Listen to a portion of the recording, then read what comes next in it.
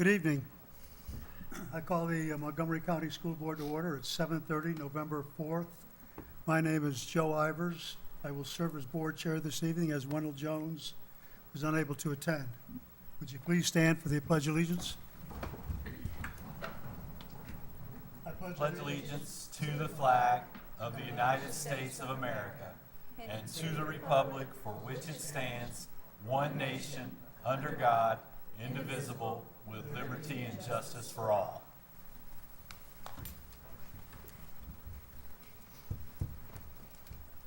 Can I have a motion to adopt the agenda? So moved. All those in favor, please say aye. Aye. Anyone opposed? We have an agenda. Public address at this time, and we scheduled 30 minutes. The board sets aside 30 minutes for citizens to address the board about issues pertaining to public education in Montgomery County. Each speaker is allotted 3 minutes to speak. The screens throughout the room and on the laptop will indicate when the speaker has 30 seconds remaining and when the 3 minutes have passed. And no one has signed up, so I will ask if there's anyone in the audience who would care to address the board.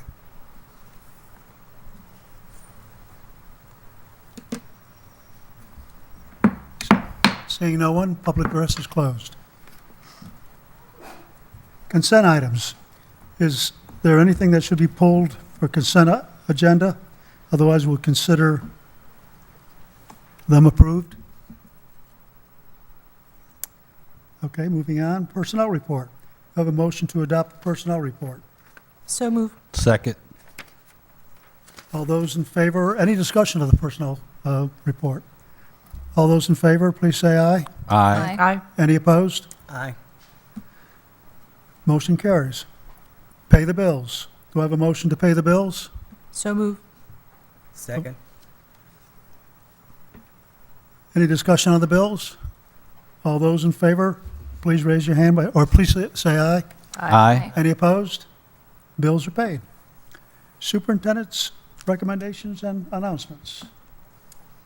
Thank you, Mr. Ivers. The board had the opportunity to receive and interact with the Christiansburg Feasibility Study elementary projects at your special meeting on October 20th. Tonight, we have J.D. Price, Vice President of OWPR, and also Bill Shelton, Civil Engineer, with us from OWPR. And they will share the high school project segment of the feasibility study this evening. You previously received an executive summary and the study's extensive documentation which supports the presentation and the findings. I would again remind everyone at this point, this is a feasibility study. There is no property that has been purchased. There is no budget for any project, and there is currently probably several years out before the supervisors believe that they will have borrowing capacity. But it is important, I believe, to pursue planning because it stood us in such great stead when we dealt with the projects at Auburn High School and Auburn Middle School, just 2011. J.D., welcome. Glad to have you tonight. Thank you, Ms. Blackburn, and thank you again for having me here. With me this evening, I have Bill Shelton, a civil engineer with our firm, to answer any questions regarding site that you may have. Just to recap, the purpose of the study is to identify feasible project options for the elementary schools and the high school in the Christiansburg Strand. It will be used as a planning document to help prioritize, plan, and further define Christiansburg Strand school projects on the capital improvement plan. Some of the contents of the study, of course, I presented the elementary school portion a few weeks ago. This evening, I'll present Christiansburg High School. The study compares the area of spaces at Christiansburg High School with areas at the new Blacksburg High School. Except with 1,600 students, that's the full build-out of Blacksburg High School. It documents and categorizes the condition of the building and site systems and components. It establishes an estimated rate of enrollment growth. That's 1.5% per year, non-compounding. It identifies current zones of residential development in the Christiansburg Strand.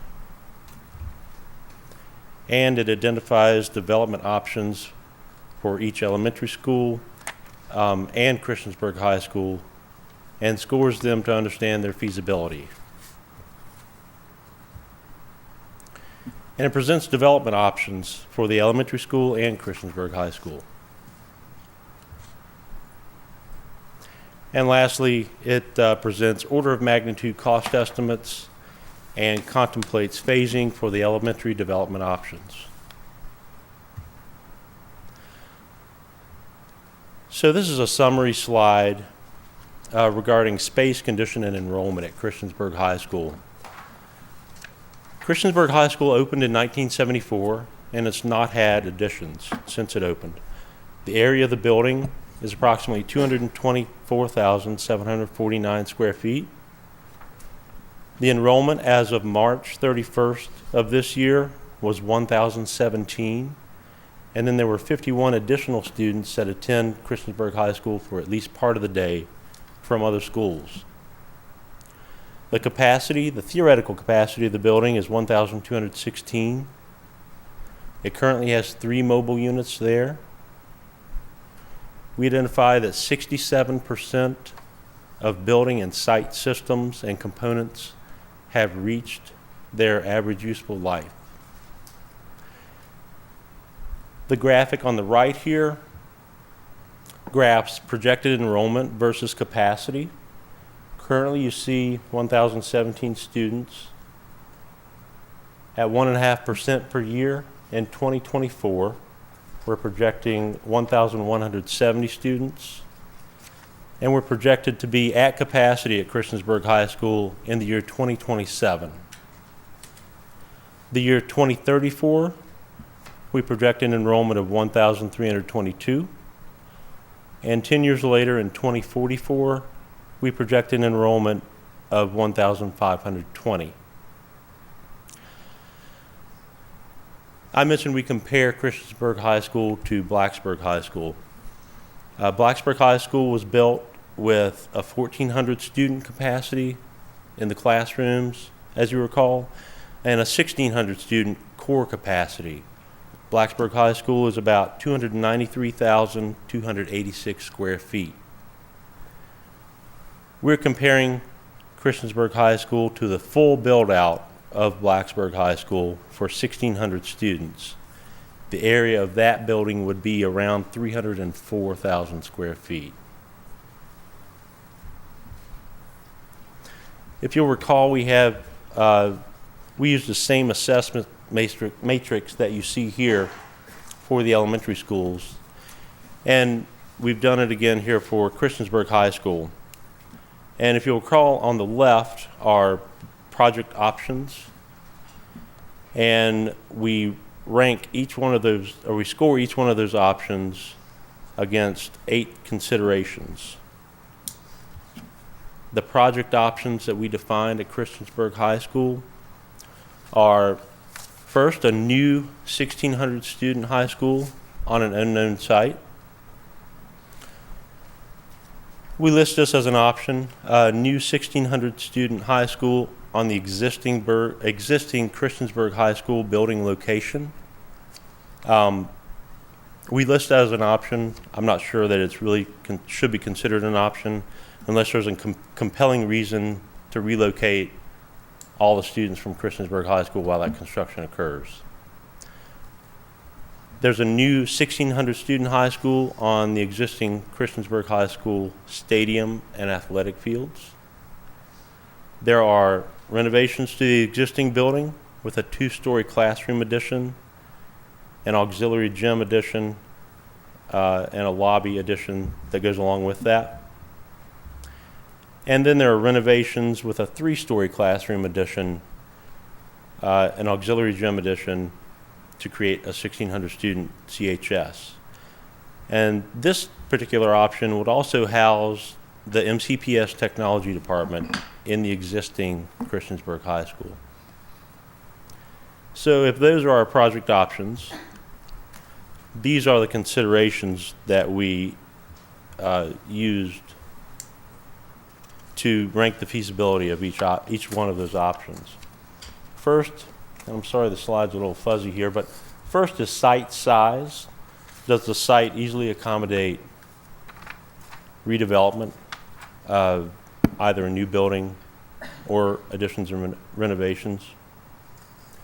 The existing building design, does it easily accommodate renovations and additions? Utilities, are utilities readily available, and are they sufficient? Zoning and location, do zoning regulations support the anticipated project? Cost, of course. Traffic, can traffic easily be handled on the site and adjacent roadways? The impact of construction on the educational environment. And last, 21st century learning environment. Can that be achieved? And we really define that as parity with Blacksburg High School. So this is how the different project options scored in terms of feasibility. The new 1,600 student high school on a new unknown site scored as most feasible or more feasible. The new 1,600 high school on the CHS building location, again, I don't know that that should be even considered an option. It did score less feasible. New 1,600 student school on the existing stadium and athletic fields, that was moderately feasible. And then renovations and additions both scored slightly less feasible. And the reason you see these two the moderately feasible option and more feasible option, it basically boiled down to less disruption for the students, less displacement of athletics, students, and operations at CHS. You'll also see cost estimates in the study. You'll see approximate estimated cost per square foot here. For new high school construction, the range is $223 to $247 per square foot. And these are anticipating a 2015 bid. In contrast, Blacksburg High School was built, the 2012 cost for that was $187 a square foot. Substantial renovations at CHS, the range of cost for that is $130 to $144 per square foot. Again, these are 2015 bid numbers. For every year past 2015, you should increase these by 2.6% per year. And the cost of any new land purchase is not included. Some soft costs included in the estimates, but not included as part of these square foot costs, are 8% of estimated construction cost as a design fee for renovations, 6% as a design fee for new construction, a 15% allowance for fixtures, furnishings, and equipment, a 10% allowance as a study phase macro level project contingency. And again, as with the elementary schools, the sources for these costs are recent bidding activity by our firm and others in the area, the Virginia Department of Education database, and ENR, Engineering News Record. It's a industry standard publication for construction costs. And then some recent data to substantiate these costs.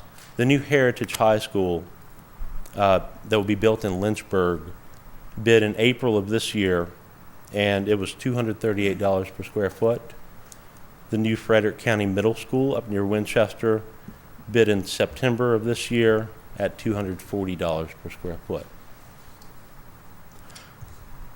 Are there any questions regarding the process?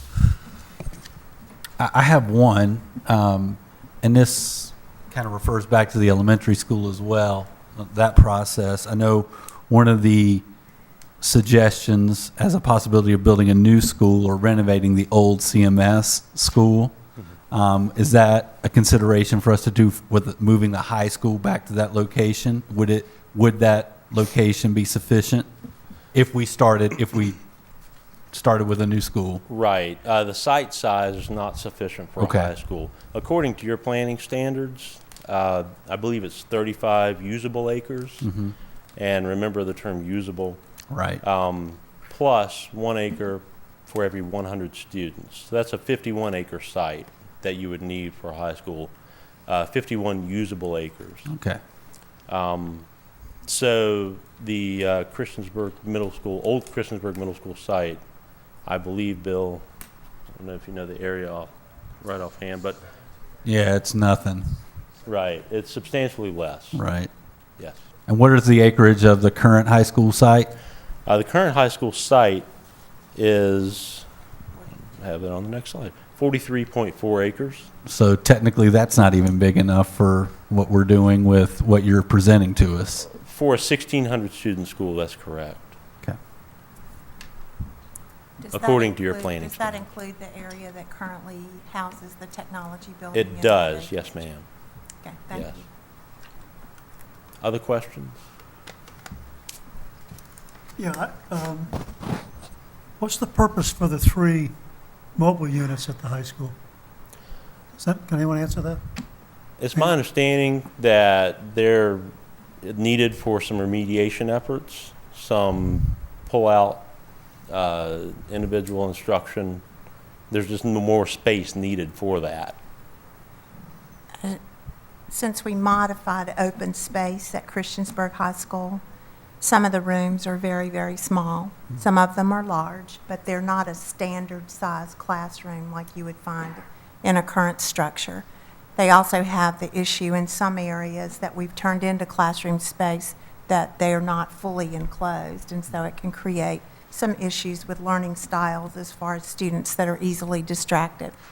So I believe they are using at least 1, if not 2, of those portables for remediation areas. What are the condition of those particular units? Maybe a question for Dan. They're previously used units, and they're similar to the other ones in Okay. elementary schools. Okay. Other questions? This is a very thorough feasibility study. This is very good. Thank you. Thank you.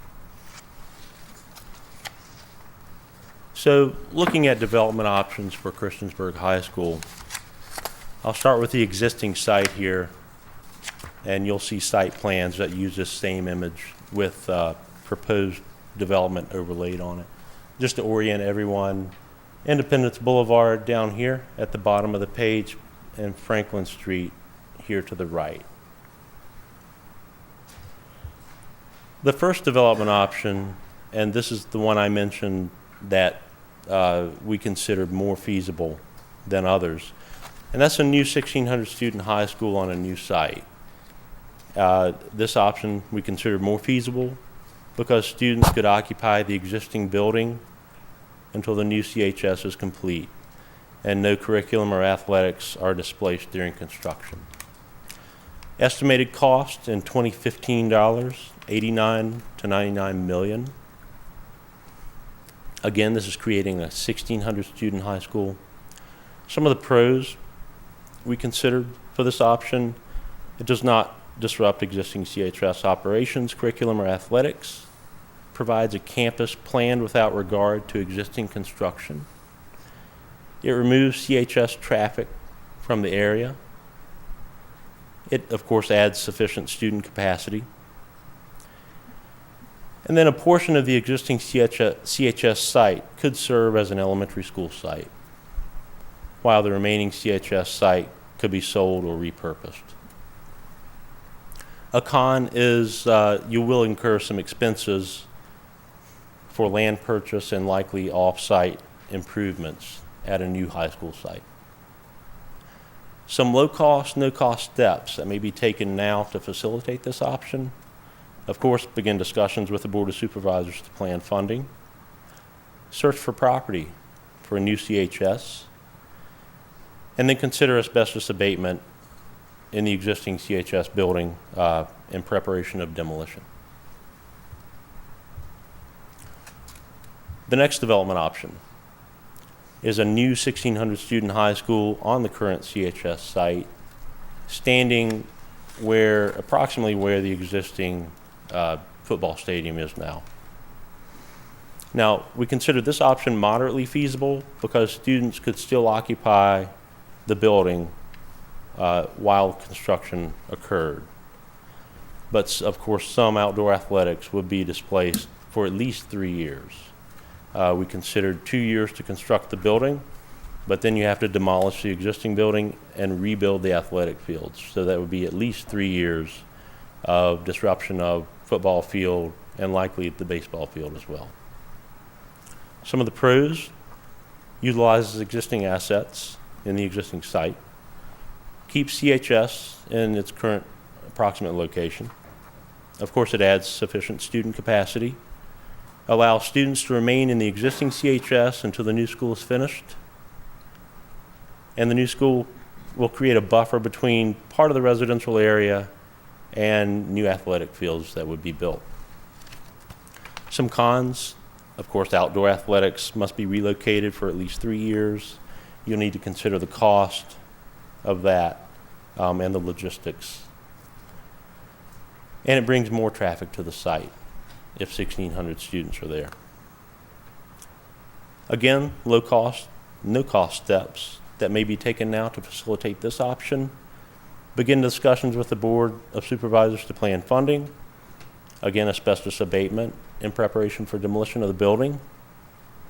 And then begin to plan for displacement of athletics until old CHS is demolished and new sports facilities are built. This is a site plan of approximately what this may look like. And we're not suggesting your school look like an egg, but this is just a placeholder. So this is the existing football field. You can see construction would definitely displace football, track, tennis, and baseball back here, as well as disrupting student parking. So those are all considerations for this particular option.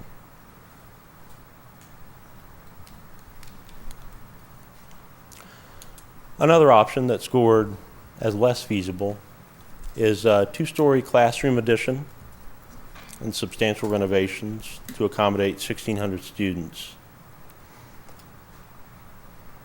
Of course, this option was less feasible because it would impact student learning in some way. It would impact critical areas like the cafeteria, band, chorus, auditorium, gymnasium, and CTE areas because all those spaces would have to be renovated. Though it could be phased, you will have students circulating around construction zones during that time. So some of the pros of this option, estimated cost $71 to $79 million, and again, those are in 2015 dollars. Some of the pros: utilizes existing assets in the existing site and building, keeps CHS in its current location, adds sufficient student capacity. Disruptions to outdoor athletics would likely be minor. Provides classrooms with windows to replace most existing interior classrooms. Some cons: the cost is relatively high when you compare it to new construction. So 71 to 79 million versus 89 to 99. Construction will occur near students if they're not relocated during renovations. And when I say relocated, I mean relocated to another site or completely out of the building. Disruptions to the learning environment are likely. Sports that use the gymnasium and weight room may be displaced during construction. Curriculum that will presumably occupy renovated spaces, and again, this is band, chorus, CTE, etc., may be displaced by the renovations. And my concern: these spaces are specialty spaces that are not easily placed in a mobile unit, the CTE areas especially. Some low-cost, no-cost steps be taken now. Of course, discussion of funding with the Board of Supervisors and asbestos abatement in areas of anticipated future work. This is a conceptual site plan of that particular option. You can see a two-story addition at the rear of the building here. You can also see a dashed line representing the same addition could potentially occur at the front of the building. Seems like we would have a parking issue with that as well. Because you're part of that practice soccer field that's there will be taking up parking. And Right. I don't see that you've replaced it. Right, it does eat into part of the parking area, and all of the parking has not been replaced as part of this. And that could potentially be an issue. Of course, there's also an auxiliary gym addition, and we've proposed a lobby that would occur between the main gym and auxiliary gym. And part of this project would be the replacement of the existing concessions and restroom building at the stadium.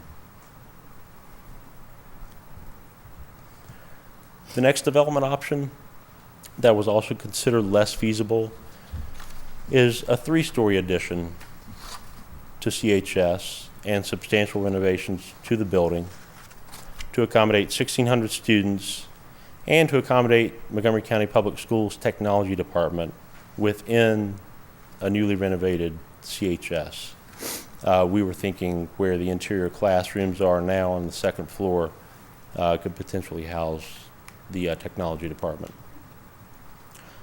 And of course, as with the previous option, this was considered less feasible because renovations would significantly impact the use of critical areas like the cafeteria, band, chorus auditorium, gymnasium, and CTE.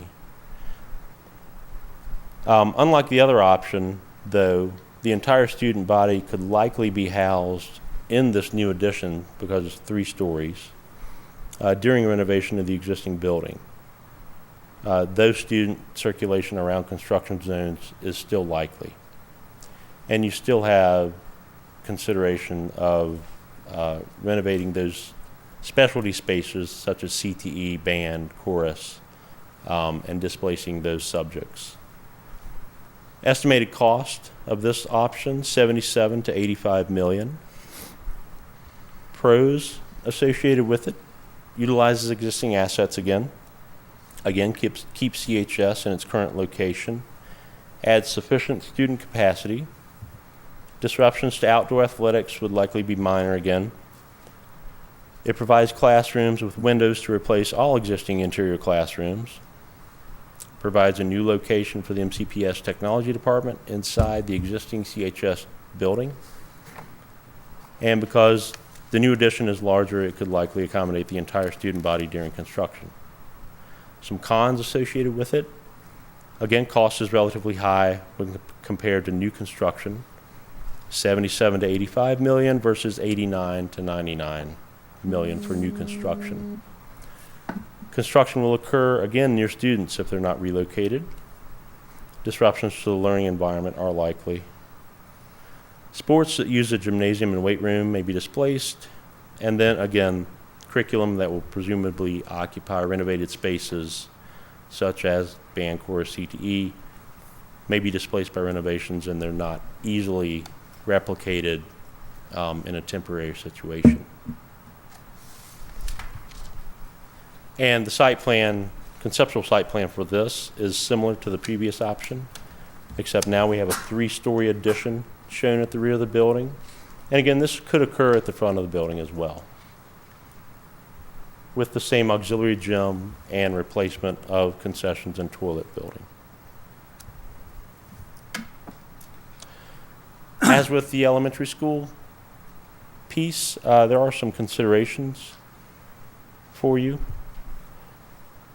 The first is renovations and additions at CHS or build new. If the decision is to build new, do you build new on existing CHS site, or on a new site. Some potential future actions for the board. Of course, discuss funding availability and timing with Board of Supervisors prior to defining a strategy for implementing the capital improvement program.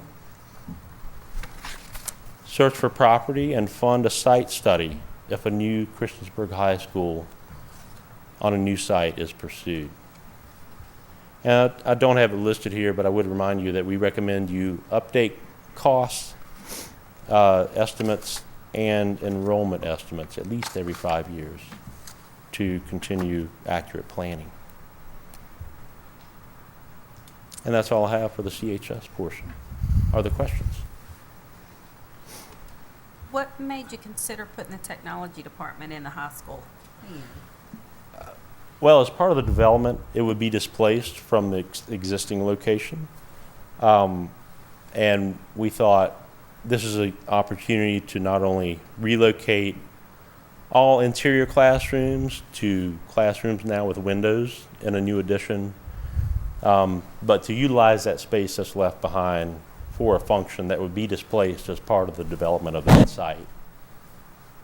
Right, I understand that, but I kind of, we've not ever mixed any of the other high schools, and I really Right. would rather not see this one be Right. done so too. Okay.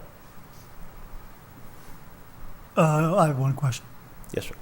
You said that the cost in this last, on page 16, Christiansburg High School Development Options, 3-story addition. Anyway, you said that the estimated cost would be 77 to 85 million. And down here, you indicated that if this were to be the route we took, one of the pros would be to relocate the technology department in the existing CHS. Right. How much money, what would the building that the technology department is in now, how much funds would that generate? You have any idea? Because obviously they'd be out of it, and it would be up for sale, Actually, no, which might have a bearing on this. Demolished. No, they put an athletic field. If you look at the map, they put an athletic Look at our field over site, that site. conceptual site plan here. We actually place an athletic field where that building now stands. Oh, the soccer field? Correct. Yeah. So because of the site size here, 43.4 acres versus the 51 acres that your planning standards calls for, we really tried to utilize the entire site and place fields and parking as densely as we could.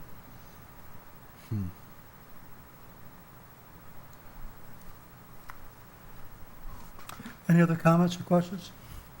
I just think we need a Bill Gates type benefactor to move Montgomery County and really like us. Sarah, is that you?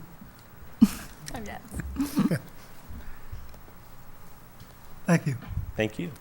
Thanks, JD, we appreciate it. Thank you.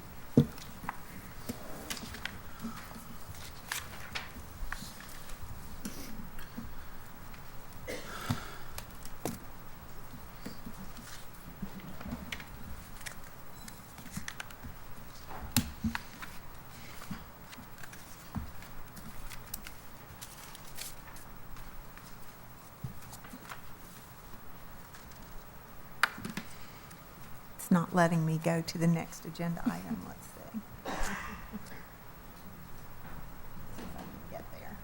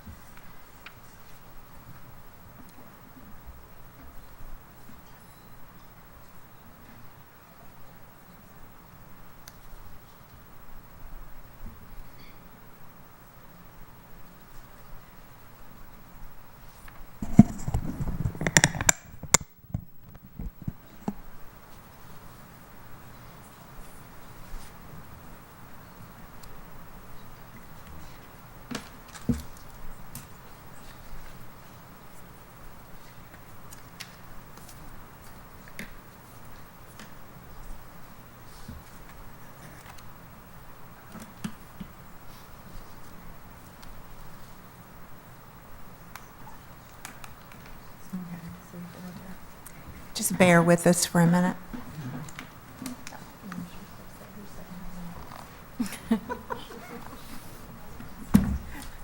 So I forget what I'm going to say. But let's see if I can move us along, okay, while she does that.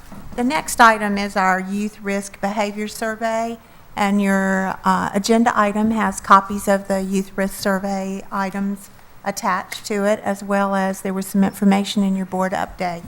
I'd like to ask Sharon Zuckerwar if she would come forward.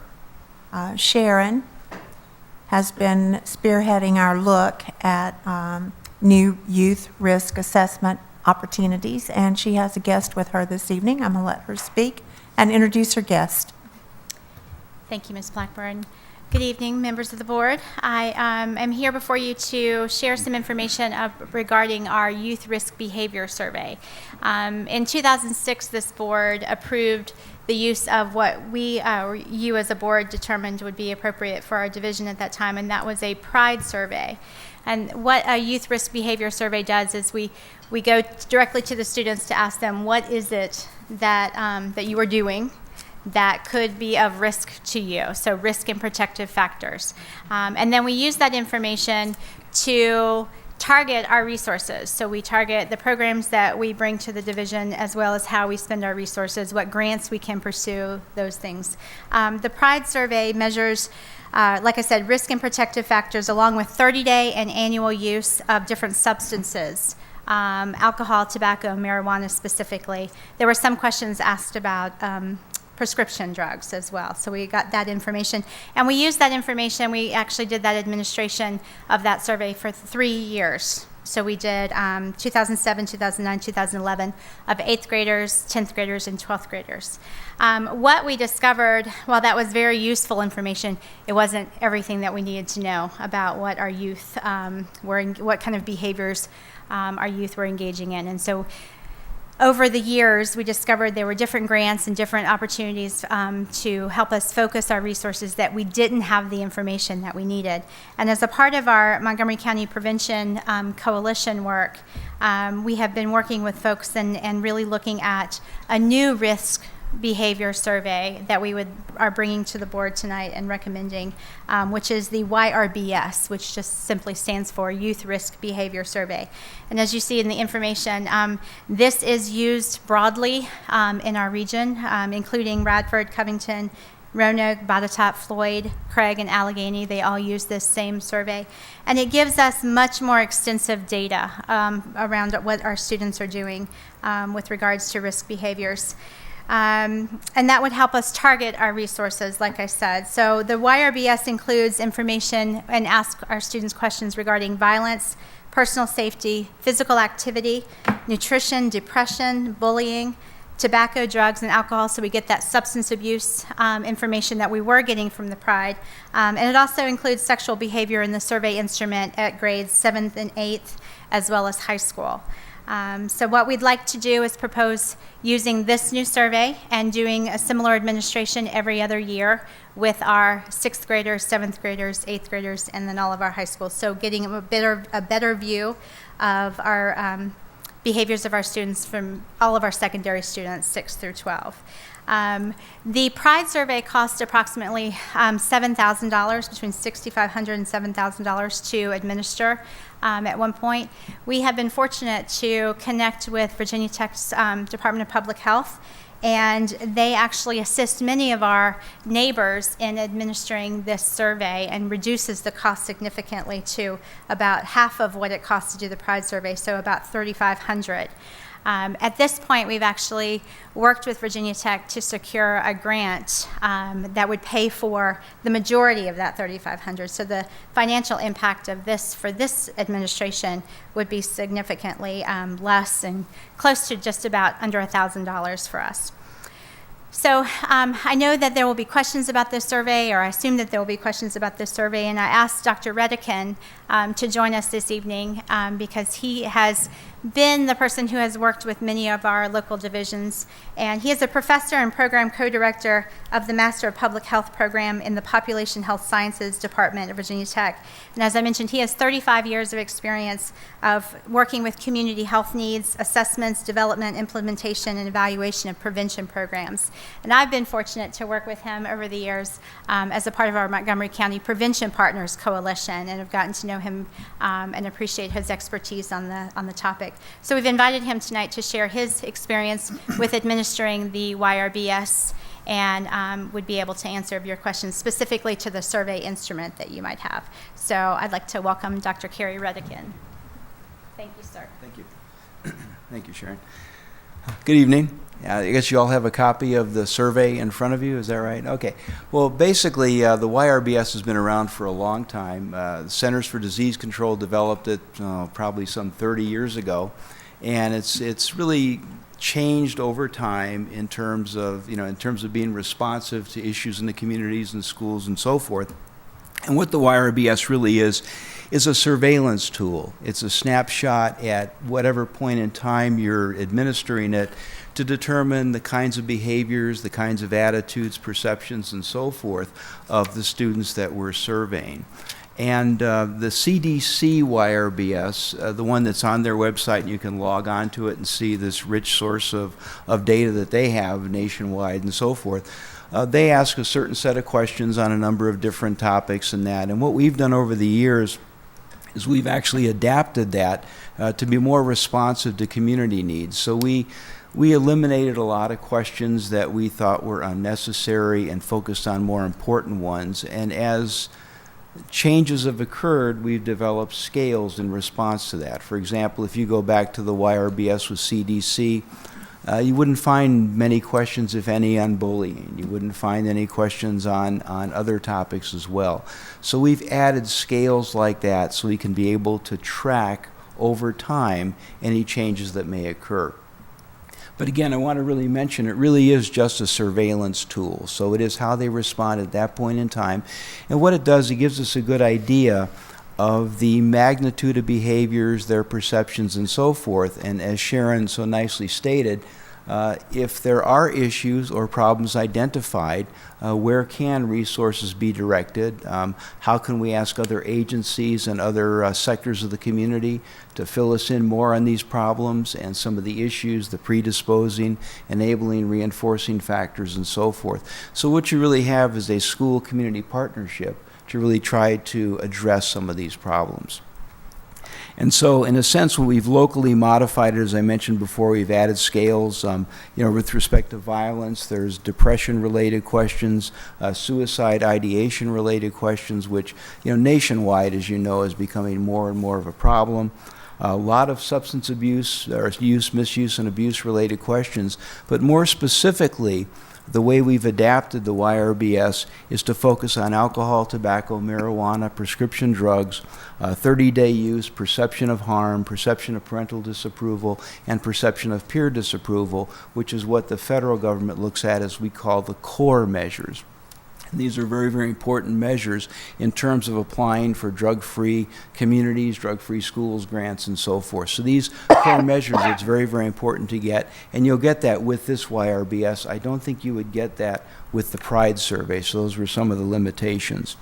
And as far as using it in this area, Roanoke County, I think back in the late 90s, began administering the YRBS, the CDC YRBS, and so we've had 7 or 8, or at least 7 different administrations every 2 years of Roanoke County, and the Prevention Council of Roanoke County tracks the data in conjunction with Roanoke County schools.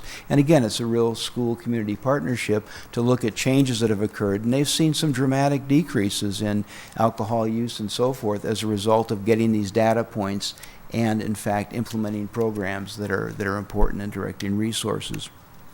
So we've really had Roanoke County, Roanoke City, Salem, Botetourt, Craig, Covington, and so forth that we've been doing, maybe not for 12 years, but certainly for 6 or more years, 3 or 4 different administrations. And I think they've all found it very, very helpful in terms of giving them information that they found very, very useful. And so again, it really is just a snapshot, and it's one of those things that will help you to identify if there are problem areas. And I underscore if there are problem areas, and for further investigation and allocation of resources or pursuing resources to address them. So with that in mind, I know you've had a chance to look at the survey. I'll be happy to answer any questions that you have. Typically what will happen is the survey will be administered. We'll get the scantrons from the survey, and Dr. David Slee from Radford University will scan them and import the raw data, and then we wind up doing a lot of the number crunching, and we'll write an executive summary and provide you with all the data, and literally it is your data. All right, nobody's going to use this data. We're not going to take it and publish it and run with it and so forth, and we'll be happy to come back and do a presentation to the board and identify any areas that you find important to address and explore possibly predisposing factors and these kinds of things. So really, it is your data, okay, and you can use it any way you wish. So. Any questions? That was one of my questions. Okay. I wanted to know who received the data, and it does not get reported to any kind of national. No, it doesn't. Okay. But based on that, let me just camp on that for a second. The Centers for Disease Control does have a national survey they do. It's not the same one. It's pretty close to it, but it's not the same one. And they actually do every 2 years as well. And they have a sampling framework that they use that actually gets down into the various schools, and we have that in Virginia. So the beauty of that is you can take these data and pull down that CDC data and compare it. All right, where do we stand with respect to national numbers? Where do we stand with respect to Virginia? So you get a pretty good idea, how good things are or how concerning things may be and so forth. But yeah, at the end of the day, this is yours, and we're, once we pass it on to you, unless you have an additional analysis you want us to run, some odds ratios or whatever it may be, we're happy to serve you in that capacity. We're not going to take it and publish it or anything like that. Do you I have a- find, I'm sorry, do you find on the questions though, like during the past 30 days, how many drinks on school property did you have? Do you find the students are really going to answer that honestly? Well, that's I mean- always been a question. Do they answer it honestly? And the short answer is when you look at validity and reliability data from the CDC, it is there. They've done that and they have information on their website that it is a valid and reliable instrument, which would get, in a sense, indirectly or directly, I guess, at that particular question. But the short answer is yes. And if they do lie on that, they're lying pretty consistently because the data points are pretty consistent over time. And the other nice thing is, for example, with Roanoke County, we added a question. I think about 3 administrations ago, were you a student in Roanoke County schools 2 years ago, or something to that effect? And 90% answered yes, which means that the 8th graders taking this YRBS are now those 10th graders. So we can, in fact, basically look at a very, very stable population, which is kind of neat. In some of your bigger urban areas, it's so transient you won't, but you'll have a stable population here. So your data points are going to be interesting over the next 6, 8, or 10 years. But the short answer is, that yes, they are telling the truth. Even the one below it where it was my family has clear rules about alcohol use, just knowing some students that may say no to that because you don't have a defined, Right. if you do this, I'm going to do this to you. Right, And so exactly. they automatically, well, my parents don't really have rules for it, but they know Right. that parent wouldn't want that. Right. But And I they're think- going to say no because Yeah, they don't have yeah. a guideline rule for it. It could be. I mean, Yeah. it could very well be the way they might interpret it. For example, there were some questions on there about carrying weapons, right? Right. Well, in some areas, there's a lot of hunting, and kids will go hunting before going to school and so forth, and they'll interpret it a little bit differently. So those are the kinds of things that we'll look at and either discount or add some value to it depending upon the context. All of this really has to get contextualized within the school and the students and so forth. But there's something that we could do as well, and that is really triangulate the data. In other words, we look at a question like that, and what is it that community services is saying about the family and issues and structure and protective factors and things like that. So when you really begin to triangulate that with other data sources, it can add credence to their responses, or it can discount them. So Well, for me, I just can't help but feel 7th and 8th graders have a bigger fear factor than a sophomore or a junior. I think, or a senior, they may answer a little more truthfully opposed to a 7th or 8th grader having a stronger fear factor of, oh, there's some way they're going to figure out that's me, and, so I'm not going to answer. That was kind of my questioning Yeah, there. it's interesting. They don't really seem to do that. And if you really look at the 6th grade data and then look at the 7th grade data, they're two different worlds. I mean, Oh, it same thing. really, oh my Exactly. gosh, You it got really even a higher jumps. fear factor of Yeah, 6th yeah. grade, You right. look at the 6th grade data with the low frequencies on many of these questions. In 7th grade, they just jump, they Right. just spike because they're answering it. Yeah, I've done Right. this or whatever. Yeah, type of thing. Any other questions? Yes. Under the violence related, Mm-hmm. question 19, that asks, which would you rather have, $75 in 3 days or $115 in 3 months? Right. Help me with that one. And I'm probably going to butcher the answer to that question because there's a researcher at the Virginia Tech Carillion Research Institute that does research in this area of discounting in terms of human behavior. And one of his postdoctoral students, when we were going over the questions in Roanoke County and what kinds of questions might we add, built a case for adding that question because we were trying to get at, do students have a low frustration tolerance? In other words, do they get impatient immediately?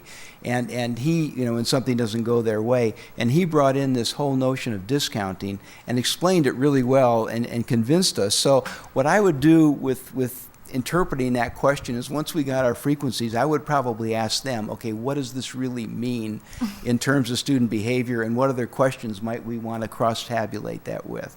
Okay? But it all has to deal primarily with impatience and immediate gratification is the concept they were dealing with. And they are very, very good and sophisticated at explaining exactly what that means. But that's an interesting question. Yeah. Yes, it is. It really is. And there is a basis for it. I know it seems off the wall, but there really is a basis. Your Yeah. explanation kind of, it's Yeah. like, okay, I can understand that, because I know what my frustration level can be. The other is, when it comes to the issue of sexual behavior, Mm-hmm. we're only talking about intercourse and not other Right. at-risk Right. behaviors. Right. That's all in this particular survey, right, exactly. Yeah. That seems to be really the landmine in terms of this survey. We can't ask sexuality questions by state mandate. We can't ask them to 6th graders, period. Right. I mean, there's a rule that says you can't do that. And so the 6th grade YRBS will have no sexuality questions on them. They'll only be on the 7th grade and so forth. And they're only strictly related to that, period. I mean, there's no reason why they couldn't be expanded. I mean, that's the beauty of using a YRBS like this, is if a group felt that you wanted to ask additional questions in that area, they could be done. We're not, as a matter of fact, we can tailor this to any given set of concerns and so forth. But traditionally, we've asked just these questions. Okay. Well, for me, if we're going to do a different survey and wanting to look deeper, I would like to expand that category to a broader at-risk behavior, identifying those behaviors. Okay. How much flexibility do we have on the types and numbers and? Well, we are, let's questions see, we I can think ask? this has how many, 100 and, I think that's one I saw was 96 that I looked at. I can't remember which what, one. that's about the 7th and 8th Yeah, grade one, that's right? the What's the high school one? 150. 115, we can go to 120. Okay. And again, remember, you're going to want them to do it in probably one period, which they can do the 115 in one period. Right. They can go through that relatively quickly.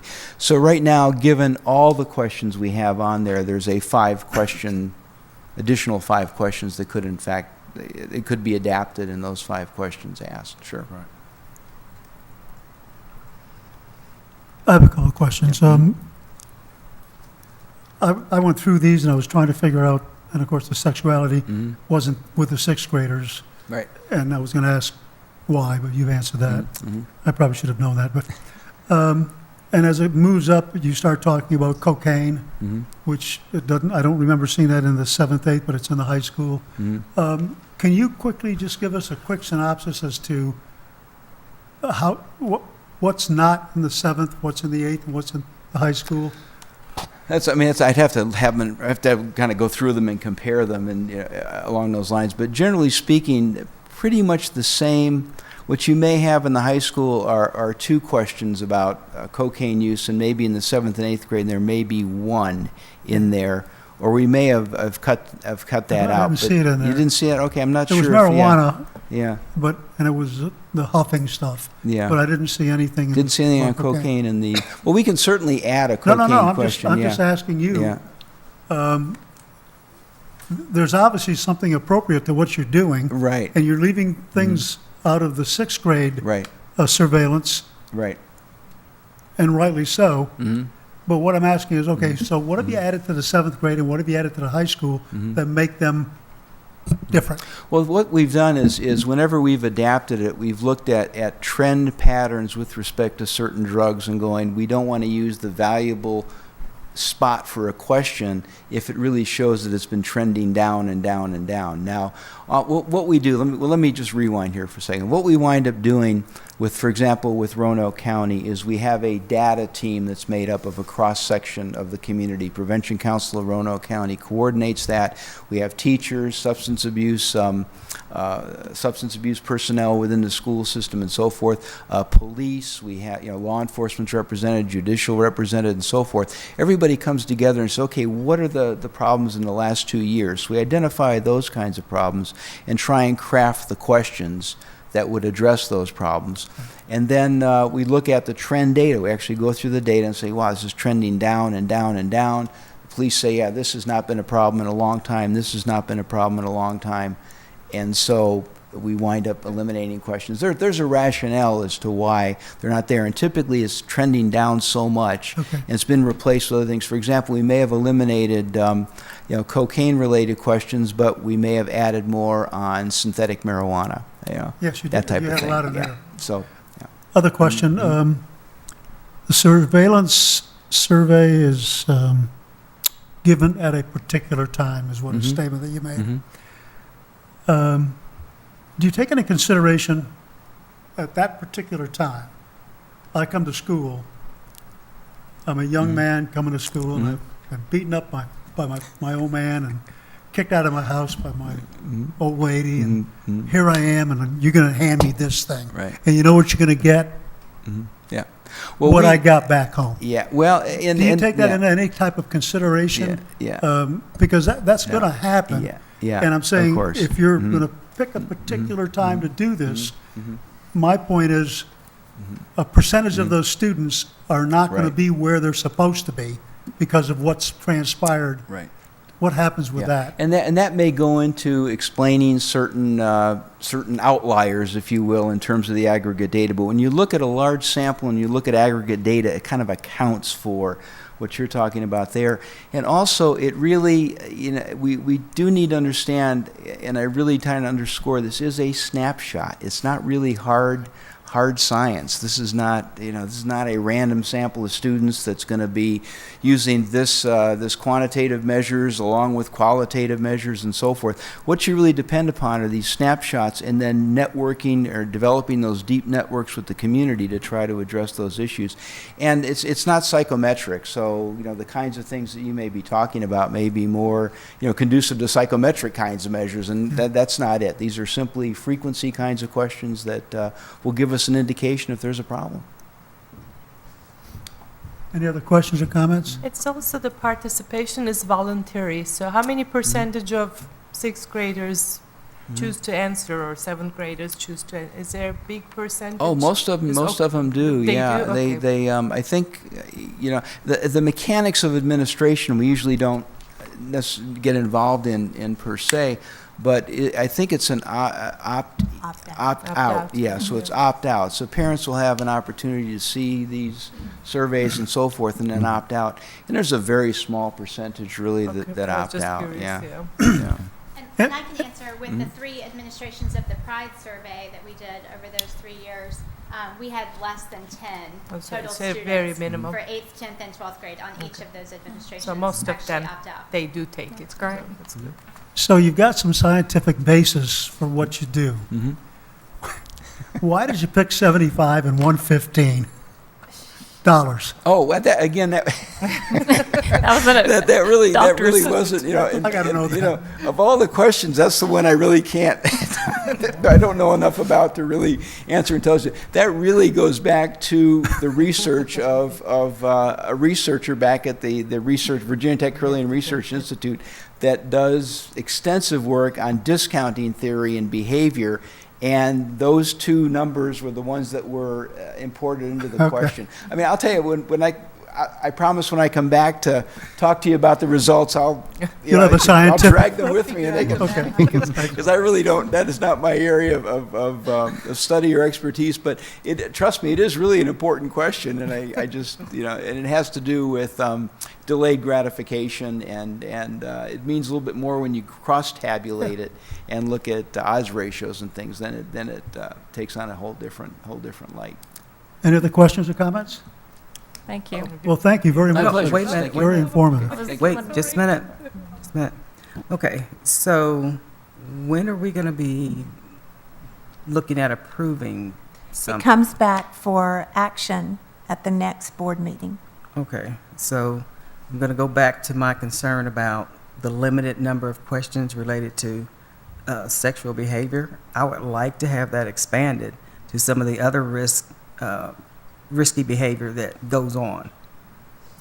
So, Sharon, can we manage that prior to the board looking at a final document at the next? I think I would need a little bit more information about exactly what kind of behaviors you would like to see, and then we could work with Dr. Redican and his group about adding, you know, crafting those questions just so and adding those. oral sex, for example, you know, that is a risky behavior that I know from reading that it does go on with our young folks, so they don't seem to understand the risk factor behind that. So that's something I would like to have added. I mean, I don't want to put my head in this sand about this. If we're going to be doing it, we need to do it. Well, let me ask a question. Is this a concern from the rest of the board? And I mean, I don't know how to approach this. I would be in favor of including some questions like that because it is a definite concern. And it is something that is very popular. Well, I would say that the researchers at Virginia Tech and Carilion are familiar with this area and the kinds of things that should be in this questionnaire and thoroughly figured this out. And so I trust that they've got the right information in here. So I'm fine with what's in here. I'd like to see it added. Any other comments on that? Okay, I guess you have a little direction? Yes? Yes, sir. Okay. Thank you. Thank you, Sharon. Thank you, Dr. Reddick, and we appreciate your help and support. Next, we have 3 grant proposals. Montgomery County Public Schools has applied for project graduation funding in the amount of $38,624 from the Virginia Department of Education. The funds provide remedial instruction during this school year for seniors, juniors, and sophomores who have passed SOL courses but have not earned the verified credits that they need to graduate. This is something that we do each year, and it's offered this evening for your action. Motion to approve. Second. Any questions?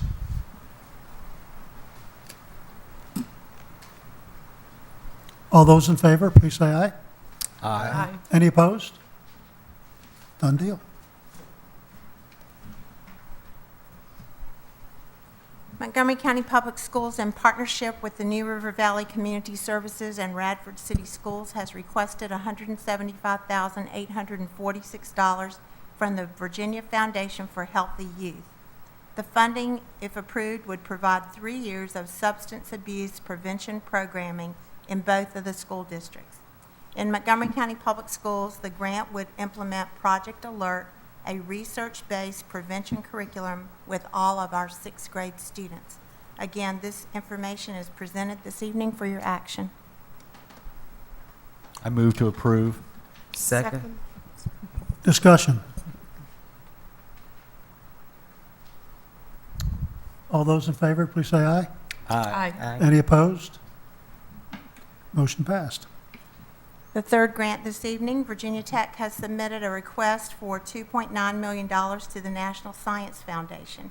The grant would fund a 4-year project in which 16 Montgomery County Public Schools algebra teachers will work with Virginia Tech researchers to develop and test educational apps that address student understanding of algebra readiness concepts. Again, this is presented for your action this evening. Do I hear a motion? So moved. Second. Any discussion? Yeah, just questions just about that. I mean, it was presented as a lot. The word game was used a lot. Could I just get some clarification on what that actually means and what that is? Laura is most familiar with the grant. I'm going to ask her to respond for you, Mr. Lyons. I won't be an expert on the math content of the grants, but that they seem to use the words games and apps interchangeably in terms of educational games that students work with on the iPad to reinforce concepts and help them get their head around new concepts of fractions, proportional reasoning, that kind of thing. Okay. Have you seen any of these things? Yeah, they've developed a game called Candy Factory in a previous project that we've seen used. Some of you may have seen those, yeah. That BMS. involves they create candy bars and have to divide them up in all kinds of different ways and fill orders, that sort of thing. So we have seen this. I have not seen That anything. game is an app. Yes. Yeah, Okay. yeah. So Okay. it's kind of Okay. yeah, All right. that's That I'm was just, glad you've seen that because that's Yeah, I a just good wanted some example of the kind of clarification work on that they that. do. Yeah. thank Yeah. you. Thank you. Any other comments or questions? All those in favor, please signify by saying aye. Aye. Any opposed? Okay. Next, we have a presentation this evening about the Affordable Care Act. In our continuing efforts to stay abreast of the impact of the Affordable Care Act and the potential financial impact it may have on the cost to provide health care to any employee who works 30 hours or more, we are providing this evening a current status and economic impact presentation. As you know, the implementation of this part of the ACA has been a moving target. It is currently planned for mandatory implementation in October 2015. It has 2 times previously been delayed in implementation. But if it goes through in October of 2015, it would mean that the impact to our budget discussions will be in the 15-16 school year planning, which is coming up in January. This part of the ACA, as I said, has been previously delayed multiple times. There is some chatter about a possible additional delay, but we want to provide you with the information so that you can begin thinking about it as we begin our planning process. Tonight, I'll ask Joe McAlandra to introduce our presenter, and both will be available to answer questions that the board may have. Thank you, Ms. Blackmore, members of the board. Tonight we have Sherry Hutchins, the Assistant Vice President for McNeary, which is our consulting company, to talk to you about the work that we've done and the work that we've got to do to prepare for the Affordable Care Act. So, Sherry.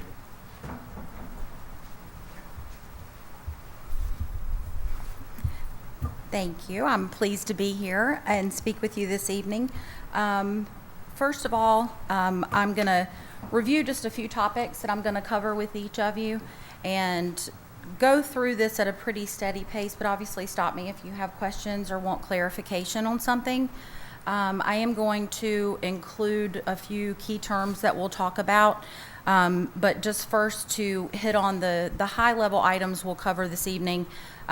First of all, what is healthcare reform? I know that we've all heard the term in the news for years, pay or play, and a number of other analogies that's used to describe it. We'll talk about the key terms of the Affordable Care Act, or ACA. The timeline, we'll just give you a snapshot of actually what's taken place leading up to now, and then what's coming in 2015, as Ms. Blackburn referred to.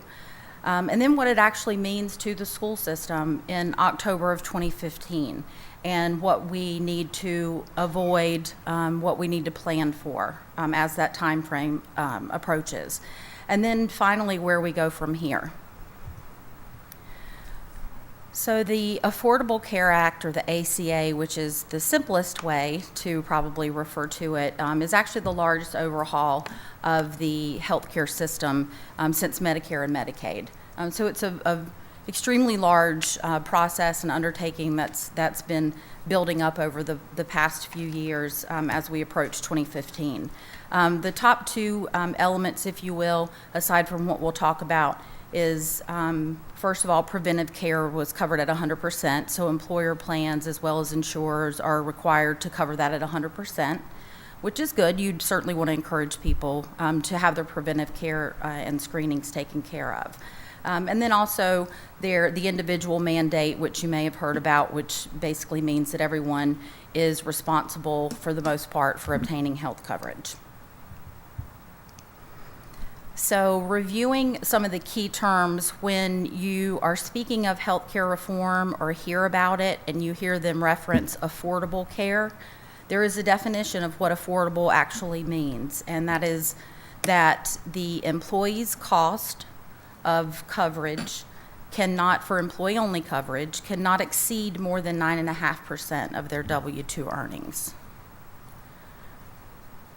And the employer mandate is another key term that we'll reference quite a bit. That's the term that you probably have heard people state as the pay or play mandate. That's what that basically is referring to. And essentially what it means is a two-part test that employers have to test their plans. One, whether it's affordable, so if it meets the 9.5% rule. And the second is whether or not it's accessible, and if it's accessible for those employees that are required to have it. And that's that 30-hour rule that Ms. Blackburn mentioned in her introductory statements. FTE, you'll hear reference to a lot, full-time equivalent employee.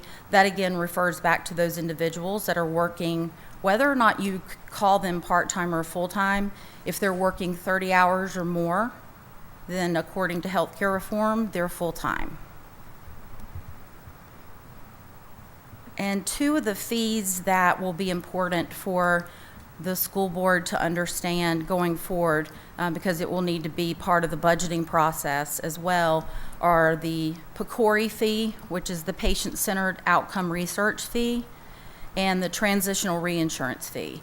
I'll explain these at a very high level because they can be a bit antiquated once we get into the details, but the PCORI fee is actually a fee that employer-sponsored plans are charged on a per employee per month basis, and this fee is actually a research fee, and this research is being conducted to determine whether or not certain protocols taking place through particular organizations are actually going to impact the outcome of someone. So meaning that if certain protocols are covered and followed, that the health outcome is actually improved. So they're trying to prove that. The second fee is the transitional reinsurance fee, and this is actually a pooling of fees that are taken from each employer-sponsored plan, and these fees are actually used to help stabilize the insurance, the individual insurance market for these first few years of all of the uninsured individuals coming into the marketplace. I know that was a lot of information all at once. Just a couple of key things I want you to take away from this particular page. The PCORI fee, the way it's tabulated for 2015, will be roughly $32,000 for the school board or for the school system. And the transitional reinsurance fee will be $84,000. Again, these are approximate numbers just based on your current counts, because again, these numbers are calculated not just on the employees, but the number of members, the number of belly buttons, we refer to it in the industry. It's actually calculated based on your full membership. So those are just some things to keep in mind. As I mentioned, the timeline has been quite hectic, as you probably know, since 2009, 2010, when the first provisions started taking place or taking effect. And this is basically just a snapshot of what has happened and what's coming, but I mainly want you just to focus on 2015 and the employer pay or play mandate, because that's obviously the most important aspect as it's approaching.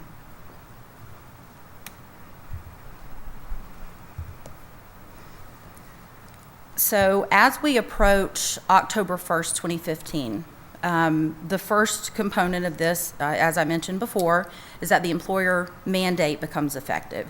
So that means that all those individuals that work 30 or more hours a week have to be offered coverage, the same coverage as every other full-time employee. And it has to be affordable coverage. And it cannot be greater than 9.5% of their W-2 earnings. Okay?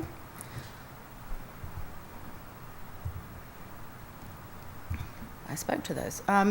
The next item is, okay, we covered that as well. My apologies. So getting down to the actual numbers of how many individuals we're talking about, there are approximately 261 individuals now that will be coming onto the plan effective October 1st. So they have to be offered coverage so that they can come onto the plan October 1st. What this means from a financial perspective is that it adds roughly $1.7 million to the cost of the healthcare plan. And what I mean by that, the $1.7 million is actually determined if you continue the current contribution strategy or the current contribution amounts at that current employee-only coverage that the school system pays for. If that is continued, then continuing that with your current plans is going to equate to roughly the 1.7 million. And you do have to offer the same plan, is that correct? That's correct. You have to offer the same plan to those individuals that you offer to all other full-time employees. That's not to say you can't offer another plan, but definitely absolutely, whatever you offer to your full-time employees, you have to offer the same to those newly eligible employees. So the first question would be, what if we don't move forward with this and we decide, well, we can't consider this as an option? So walking through kind of this decision tree, if you will, I just wanted to give you a few examples of what your actual liability would be. And if you look at the first question, do you offer the coverage? If the answer is yes, that's great. So you move down to the next column. But if the answer is no, then the fee and the penalty associated with these particular items are astronomical. So the fee, as you can see, is $2,000 per full-time employee. It's not just a $2,000 for those that aren't offered the coverage. It's $2,000 for every full-time employee minus the first 30. And based on your current head count of 1135, so minus 30 employees, that would be $2.2 million as a penalty.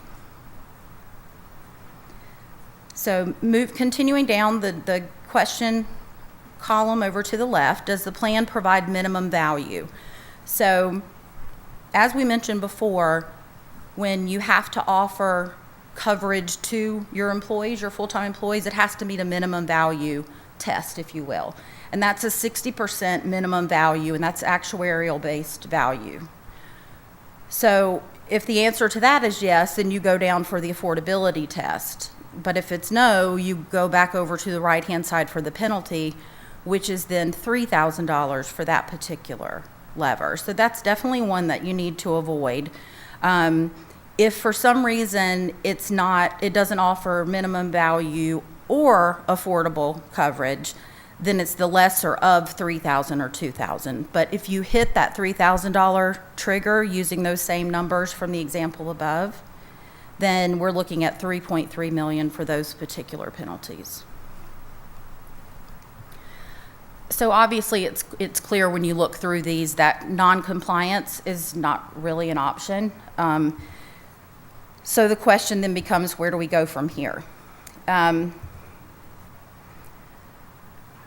To avoid the particular penalties that we've talked about, we made it quite clear that the plans have to be offered to the employees during that open enrollment period for 10/1/15, so that as that date hits the calendar, that you're actually compliant on that date. So it's not once October 1st rolls around, then you have to start becoming compliant. We're actually tracking those employees now, and started doing that a year out as was recommended, so that we know how that number is going to continue to adjust once we get closer to the enrollment period. So this particular, the penalties that are actually attached to the employer mandate and those main triggers are essentially an unfunded federal mandate, because there's not a choice about compliancy. You don't have a choice as to whether or not you're going to be compliant. I mean, you do technically, because you could pay the penalty. But aside from that, the options in terms of how do we avoid these penalties taking place? Oh, sorry. How we actually avoid these. Going back to the comment that I made before, the 60% actuarial-based plan. Well, that's an alternative, a plan design alternative, and we've already started discussing like what some of those alternatives would look like. But a plan design alternative could be changing your co-pays, changing your deductibles, but it could also mean examining what your current cost share options are. And what I mean by cost share is what the school system pays for coverage and what the employees pay for coverage. So that's referred to as cost share, and how it's divided. So that's part of what we do, is working through the analysis of what is feasible, not only from a school system perspective, and that it's in line with what your strategies are and what your philosophy is about how you ask members and employees to pay for coverage, but also what's going to help us meet our budget, what's going to help us avoid the penalties. So all of these factors are issues that every employer is going through the consideration of right now. Luckily, with your being a 10/1 effective date, you're not having to be in compliance January 1st like some employers are, so there's a little more time to work through some of these considerations. But we'll continue to, like I mentioned before, we're with Joe and I working with HR, just tracking the employees and making sure that we understand what that actual liability is going to look like, so that the closer we get, we know as much as we can. But we'll be coming back with options for you to consider and more details around certain alternatives for you to review and get your feedback on it. I know that was a lot of information, but are there questions or comments? Yes, I have a question about how we determine the variable hour employees, 30 hours. Is it going to be an average for what they work per week, or is it going to be anyone who is above 30 hours a certain number of weeks? How does that determine exactly? Yes. You want to describe that rollback period? Yes. I'll try to keep this up in the high level description. So yes, it's a great question. And yes, there are employees that consistently work over 30 hours. There are employees that maybe work from between 25 and 35. And so employers have some flexibility in determining what's called their look back period, so that they use that as a measurement period. So that's what we're in right now. We're watching these employees on a monthly basis and taking their average hours. The challenge with the school system is that there are teacher aides, there are other aides, there are individuals that maybe work 2 part-time jobs for the school system. So that's escalating those hours up. And that's fine. It's just right now we're trying to determine who those people are. So then the question becomes, okay, we've identified those individuals, which it's a pretty good amount right now. Mm-hmm. So what do we do with those individuals? Mm-hmm. And employers have one of 2 options. You either offer the employee coverage, or you monitor their hours within that measurement period, so that at the end of the measurement period, they're not over 30 hours. Right. Well, the question I would have with that then is, again, because I want to know the average, if that's what's actually determining this, because we have a couple of months out of the year that a lot of our part-time employees are not working. Right. You can't count days that employees aren't scheduled to work. Okay. For that look back period. It has to be the hours that they would work in a normal year for your organization. For their position. Right. So if we could do that, we wouldn't have this problem. But The problem is that the government won't allow us to use that the whole year. They only use the months that they're contracted to work, or the days they're contracted to work. Okay. I'll just say I hope we're not going to be getting into a situation where we're looking at folks who have been working for us and maybe doing 2 different jobs, and then all of a sudden we're going to start monitoring their hours and, quite frankly, cheat them out of insurance that they would be due as employees who've been working for us. Yes, ma'am, and I understand that's a concern. That what we're doing now is we have to track their hours to give you a better, accurate, if you will, number. That's going to have to take a few months for us to come up. That 261 is just contracted hours right now. That does not include those people that have multiple positions with us as of right now. So that number will grow as we go through the year because, again, we've got to look at those hours. We don't have the luxury of some organizations to cut back on hours to say, okay, you're just going to work 29 hours this week. Right. We just don't have that luxury. It's tough enough to fill the positions that we currently have, let alone cut people's hours. So we're tracking that, and that number will grow, that number that you saw there. So that's the best estimate we can give you right now, though. Any other comments or questions? Thank you. Thank you very much. We'll be hearing more.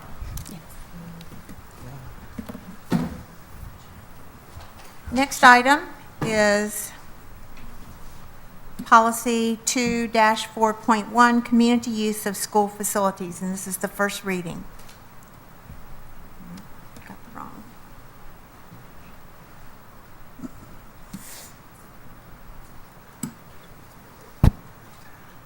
Stuck again.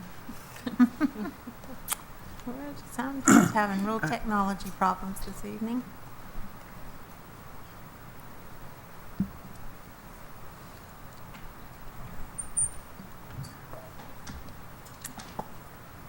Multiple computers, it works. I like it. Policy 2-4.1, Community Use of School Facilities, has been updated to reflect the use of electronic reservations via the school dude system. This system will replace the paper pencil process that has previously been used. While updating for this process took place, a committee was created to review the policy and provide input for any other needed revisions. Many of the committee members are present this evening and I'd like for you to stand, please, because we appreciate your time and commitment to helping us do this. Danny Knott represented high school principals. Bo Honeycutt, middle school assistant principal. Dolly Cottrell, elementary school principal. Katie Miano, our comptroller. Anita Sutton, facilities department. Millie McPherson, purchasing. David Hodge, custodial manager, and Dan Baronato from facilities. And we really thank you for your time and effort in helping us update the policy. The policy has been reviewed by legal and is presented this evening for your information.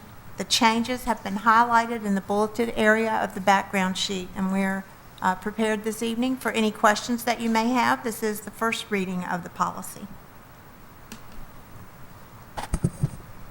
Any questions, comments? Okay, so basically we're taking this from paper to online? Yes. Okay. And there are like 3 or 4 changes that the committee recommended that are listed for you in the background sheet. Right.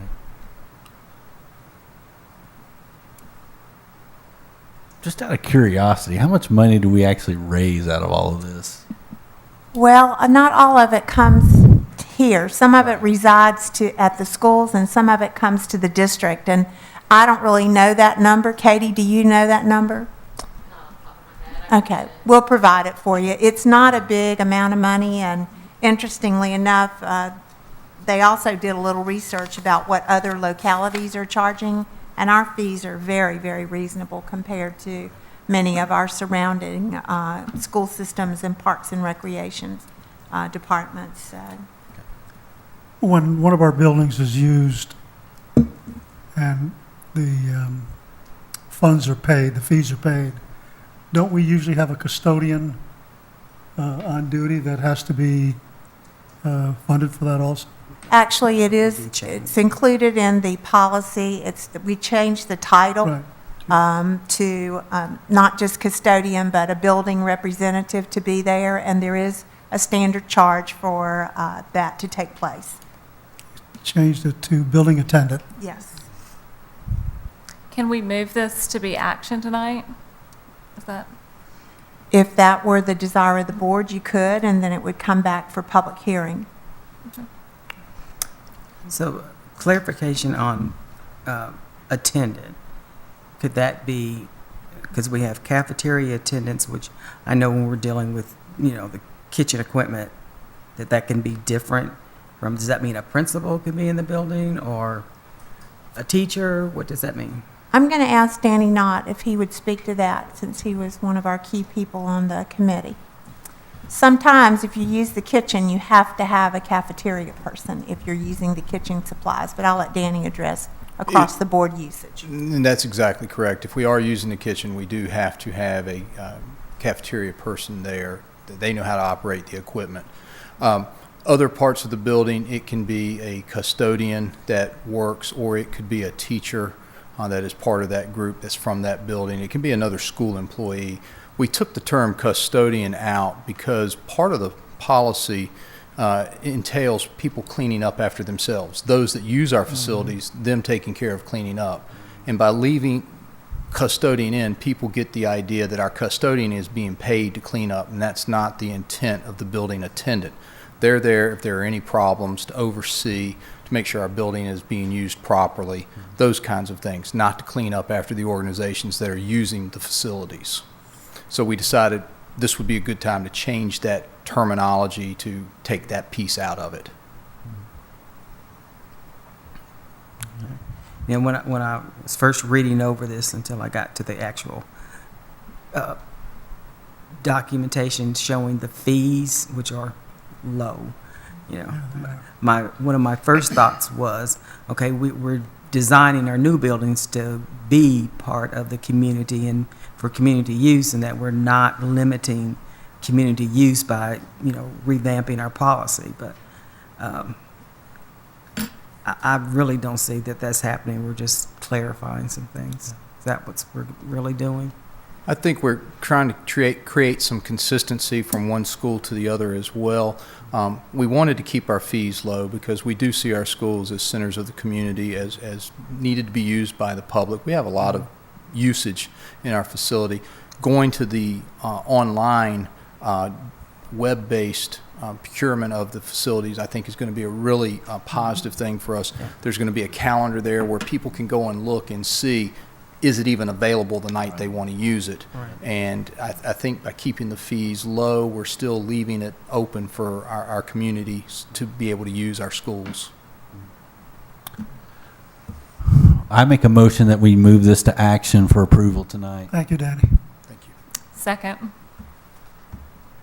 Any more discussion on Mr. Lyons' motion? Okay, so action means we would still be getting community input? You'll have a public hearing. Public yes. hearing. Okay, just want to make sure. Okay. Any other questions? All those in favor of the motion? Aye. Any opposed? Okay, now we have a motion. We need to put a motion. I made a motion to move it to action, so now we need to actually vote on it. Right. So would someone like to make a motion on that? I do. I motion that we accept the policy change as read. Second. Any discussion, any further discussion? All those in favor say aye. Aye. Any opposed? Okay. So by your action, you have approved the policy for me to advertise for public hearing. Yes. Again, I'd like to thank the I'm committee for sorry. your work. I need to provide a point of clarification. The motion was to approve the policy. It was not to approve it for public hearing. So I need some clarification on the intent of that motion, please. Okay. Whatever we need to do. It needs to be an advertised for a public hearing. Okay. And so that, then, as a result, after the public hearing, this policy would again come back to the board for final approval. I okay. just want to be clear. Okay. I'm happy to change it, both the first and the second indicate that that was their intent. That's fine. Let me get a clarification. On our policies, we usually do a first reading, a second reading, and then a hearing. Is that correct? No, ma'am. Policies only require a first and a second reading. At the Okay. second reading, Right. the policy is I approved. stand corrected, then you don't need to Yeah. do that. Is everyone in agreement with this? Fine. But that would not address Ms. Franklin's concern that there be an opportunity for public input regarding it.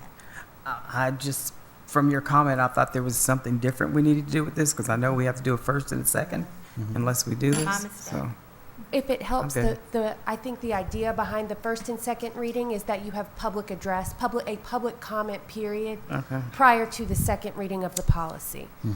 By waiving that second reading, you are essentially waiving that public input period. So again, I'm happy to make the changes here. I just need to know the intent of the person who made and then seconded the motion. I'm fine to approve it now if that's really what if anyone has an opposition to that, I would keep it as we've stated already. Yeah, if anyone has opposition, I'd like to hear it. If none, I think we're, Okay, so the policy is approved. yes. Okay. Okay. Thank you, and thank you, Brenda.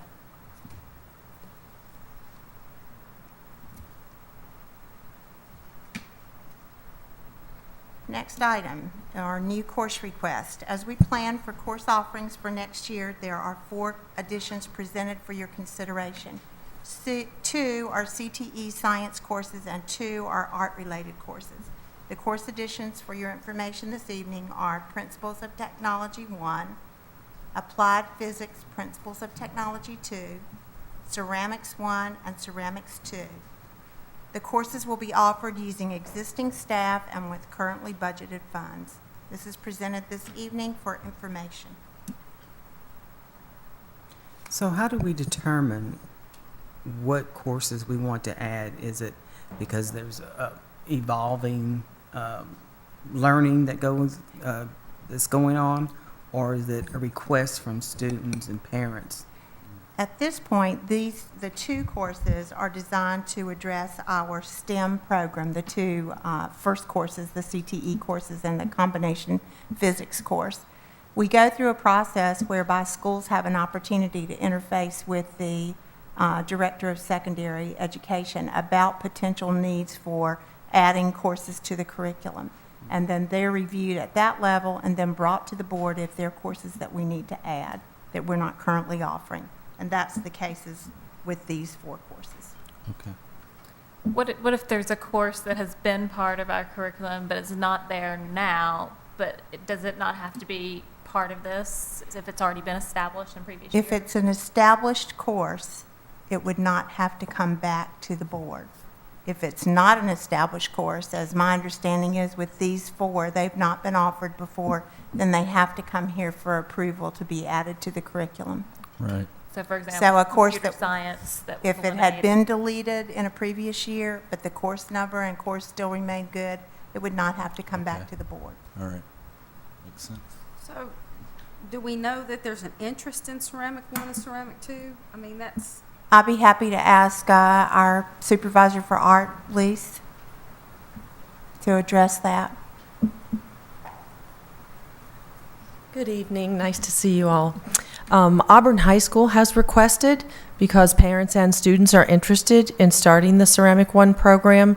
The advantage to have Ceramics 1, as many of you probably feel, there are a lot of students that come to high school knowing they have to have a fine arts credit and claim they can't draw at all. They just can't draw, and there's a lot of panic.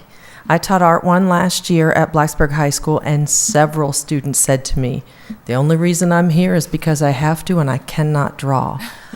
Offering the Ceramic 1 class is working in 3-dimension, working in clay.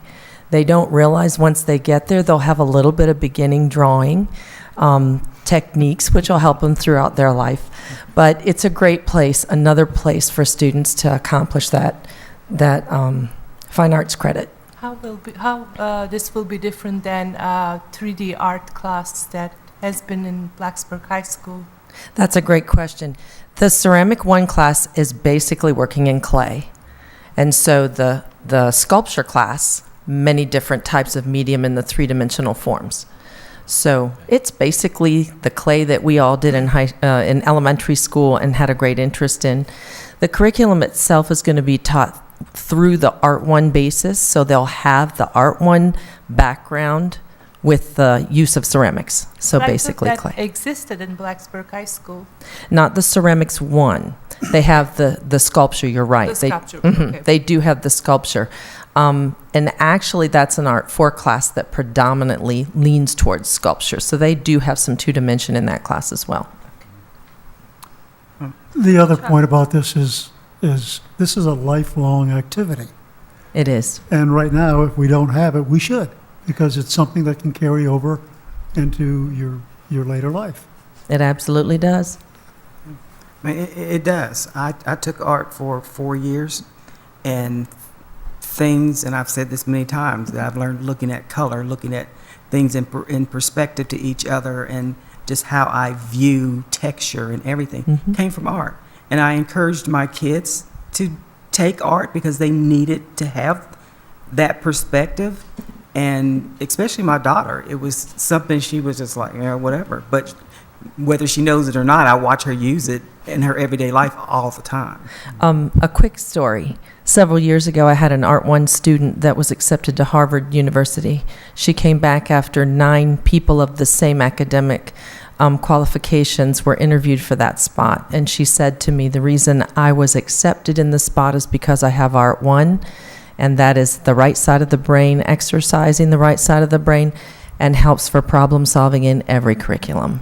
So we thank you for the support for the arts, and hopefully for this ceramic course as well. Will that be offered in all 4 high schools? Once it's on the course curriculum track, anyone can choose it if they choose to use it in their school, once we approve it in the county.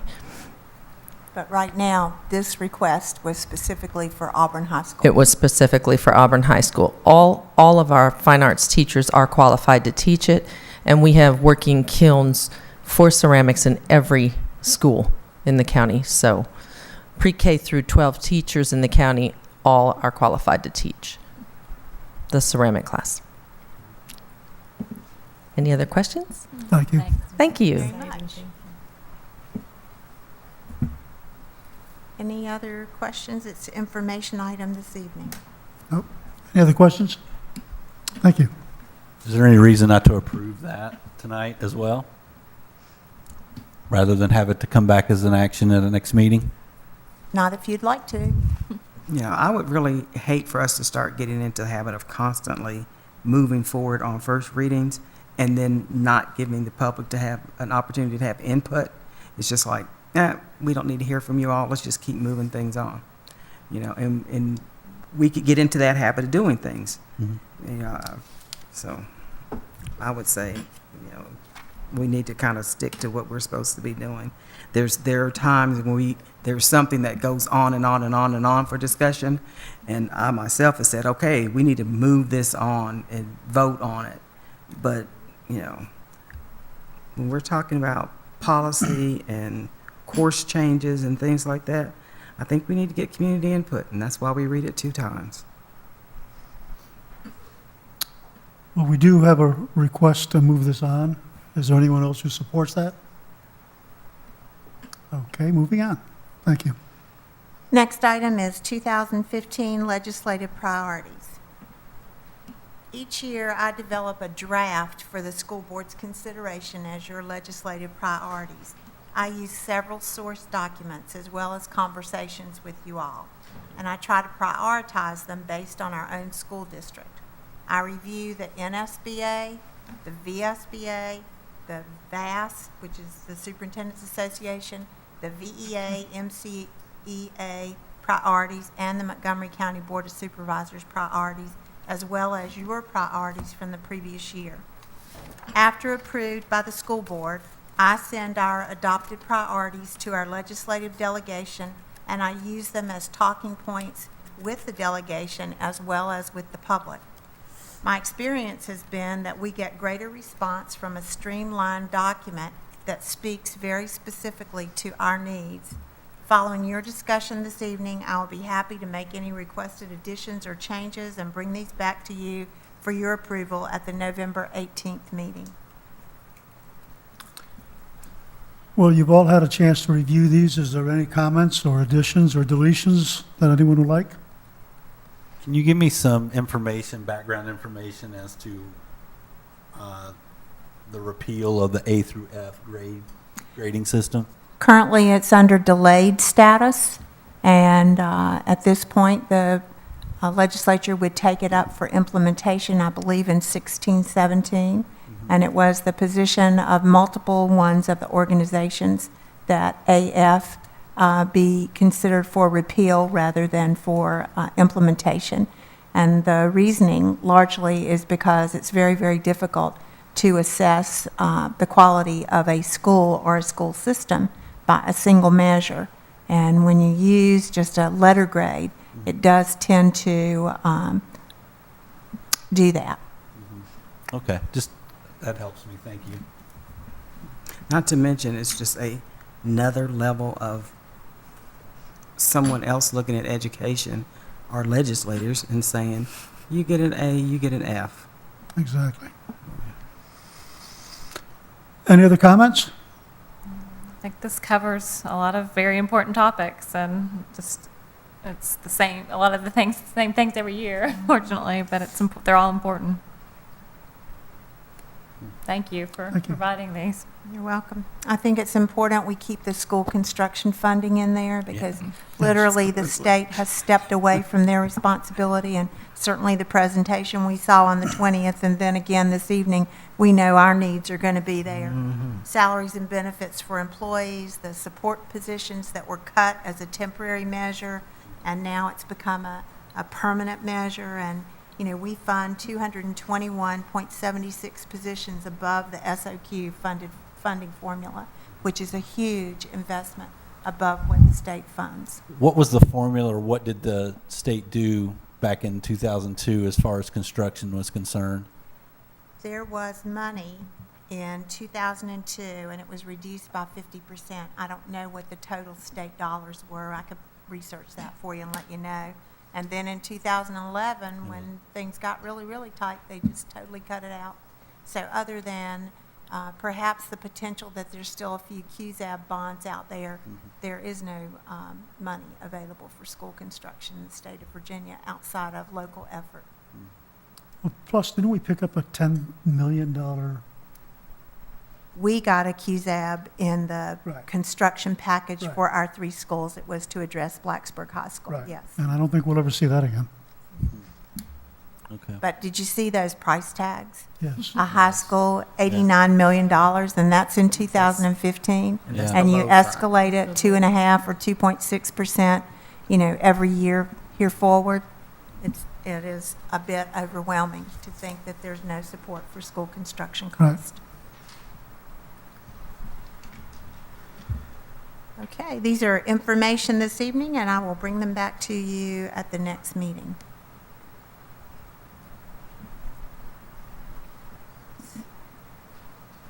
And finally, our new budget planning website. I hope you had an opportunity to take a look at it. But if not, I want to commend Brenda Drake, and she has an intern who's been working with her, Sarah Rapp from Virginia Tech. And, you know, we try to listen to what you are asking us to do when it comes to the budget. And we've gone through several iterations of improvement, and Brenda's going to share with you our latest. I am. Thank you very much. Good evening, board members. Thank you for having me tonight. So this evening, I'm going to walk you through the website we've put together as part of the 15-16 budget planning process. The website is designed to keep the public informed as we move through the budget process for next year. In 2012, we started pursuing ways to communicate our budget process with the public outside of the regular board meetings that you hold.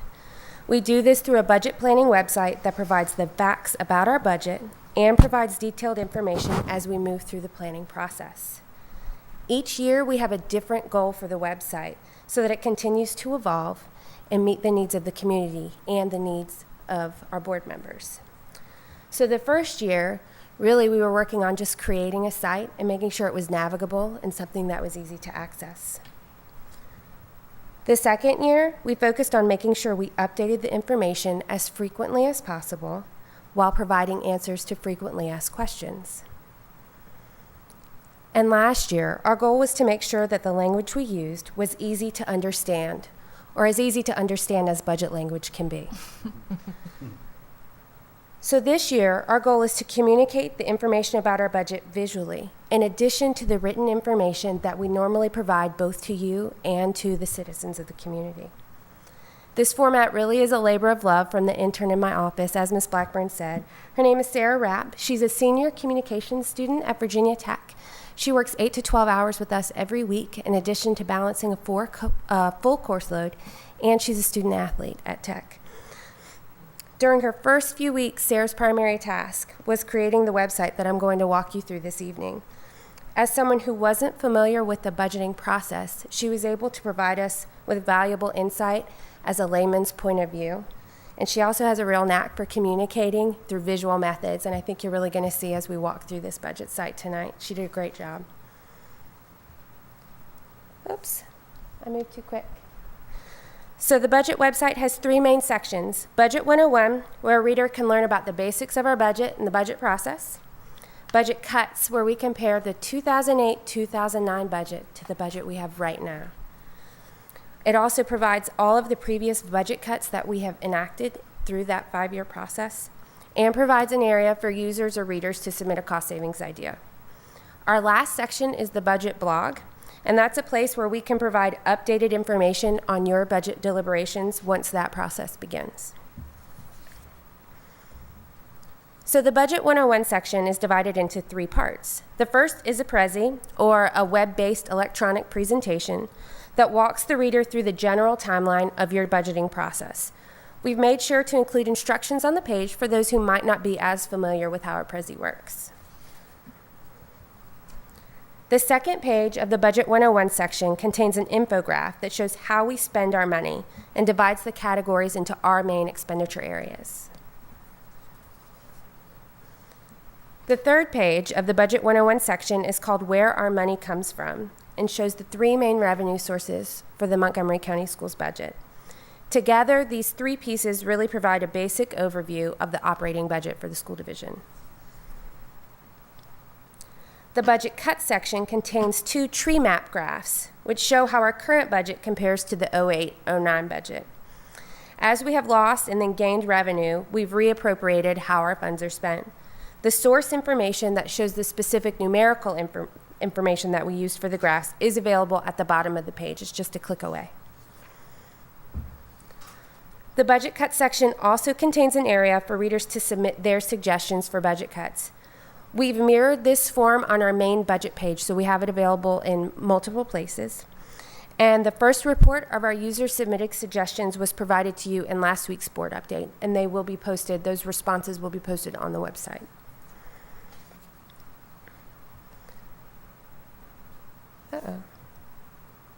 There we go. The final section of the new budget planning site is a budget blog that we update each time you discuss the budget planning process in a meeting. Readers can comment and ask questions directly on the site.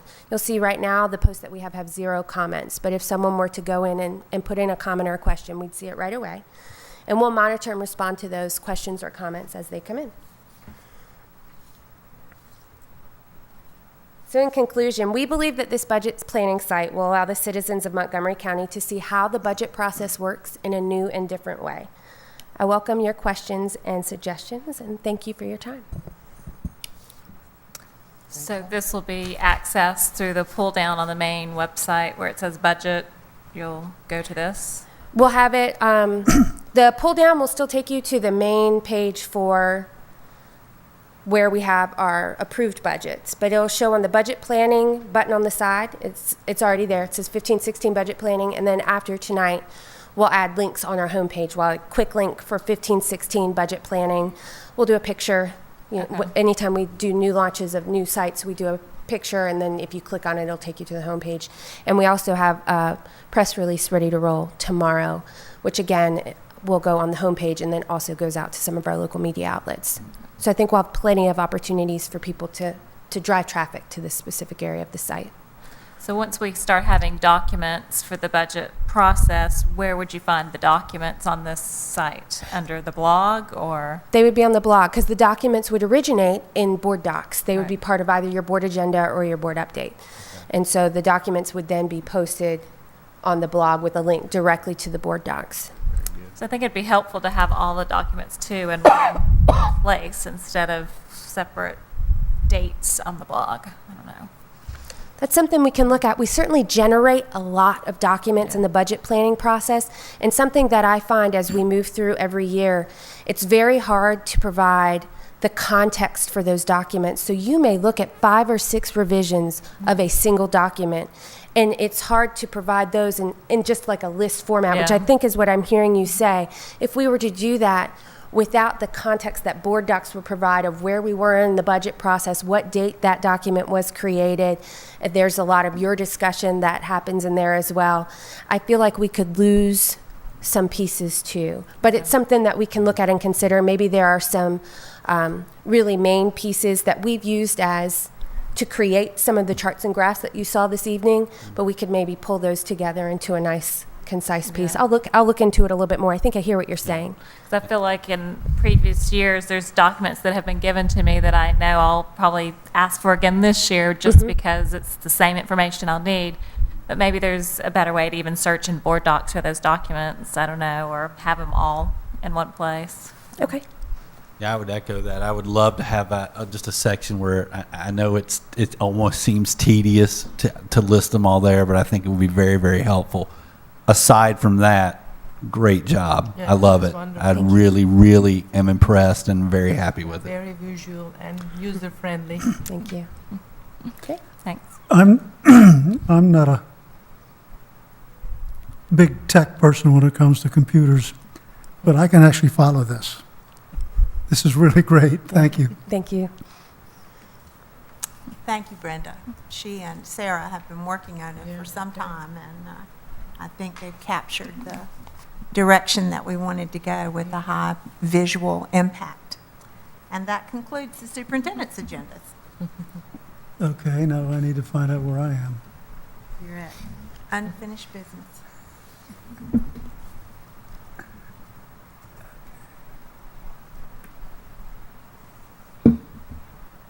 Unfinished business. Thank you. Is there any unfinished business?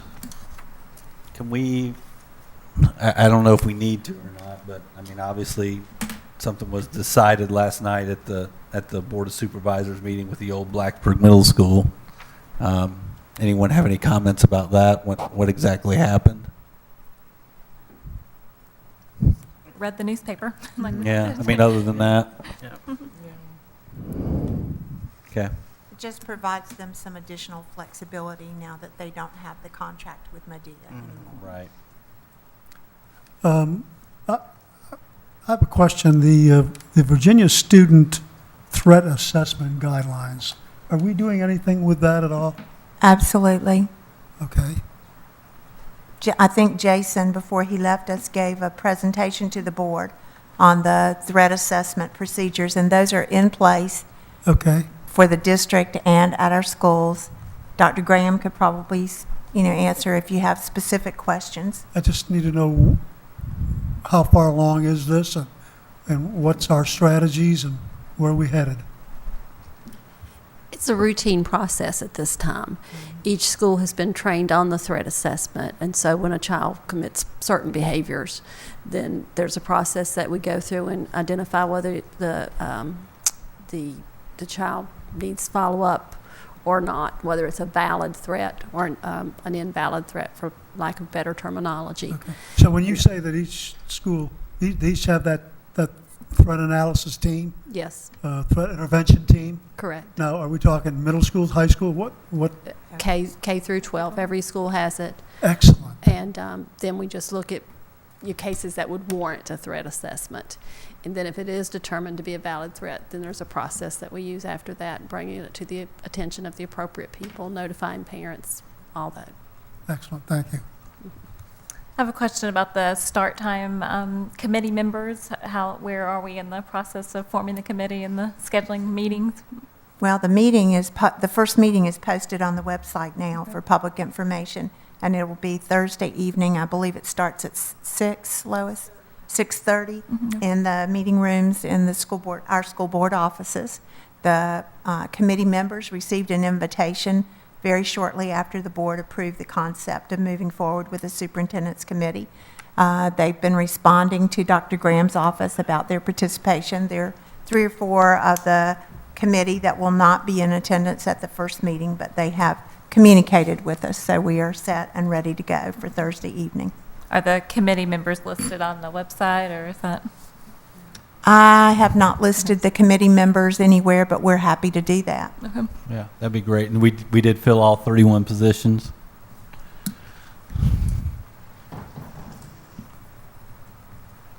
We're still waiting on one person to return. Okay, so 30 of 31 we're doing good. Okay. Any other unfinished business? There's one topic listed. Yeah. And that's your VSBA. And I just hit on that now. Professional development meetings. The times were set at January 13, March 10th, April 14th, and June 9th. And I believe that both Ms. Franklin and I indicated that that's so far out I can't even think about those dates. At least I was thinking that. But I've cleared my calendar, and I don't know if the rest of you have cleared yours. Mr. Ivers? They're all on my calendar. The concern was the times for those meetings. When we set those meeting dates, no times. Okay, but I'm asking right now if it's cleared with everybody. We cleared with 5 of 7 board members when we set the dates. And that was all that we could clear with. And it was the consensus of the board that we should move forward with those 5 members in agreement. I hope that more will be able to participate. But at this point, we need to set the begin and end times for those meetings, or especially the begin times. They're planned for 3-hour segments. The staff from VSBA, as well as my staff, are flexible in your start times. Contingent on your availability, we could do an earlier start with just some light snacks, or we could do a later start, which might require that we have a dinner meeting. The dates, as Mr. Ivers said, are identified as January 13, March 10, April 14, and June 9, but we need to get a start time set. Well, 6 o'clock. 6 o'clock would be, I think, would be Would fine. that be good for you?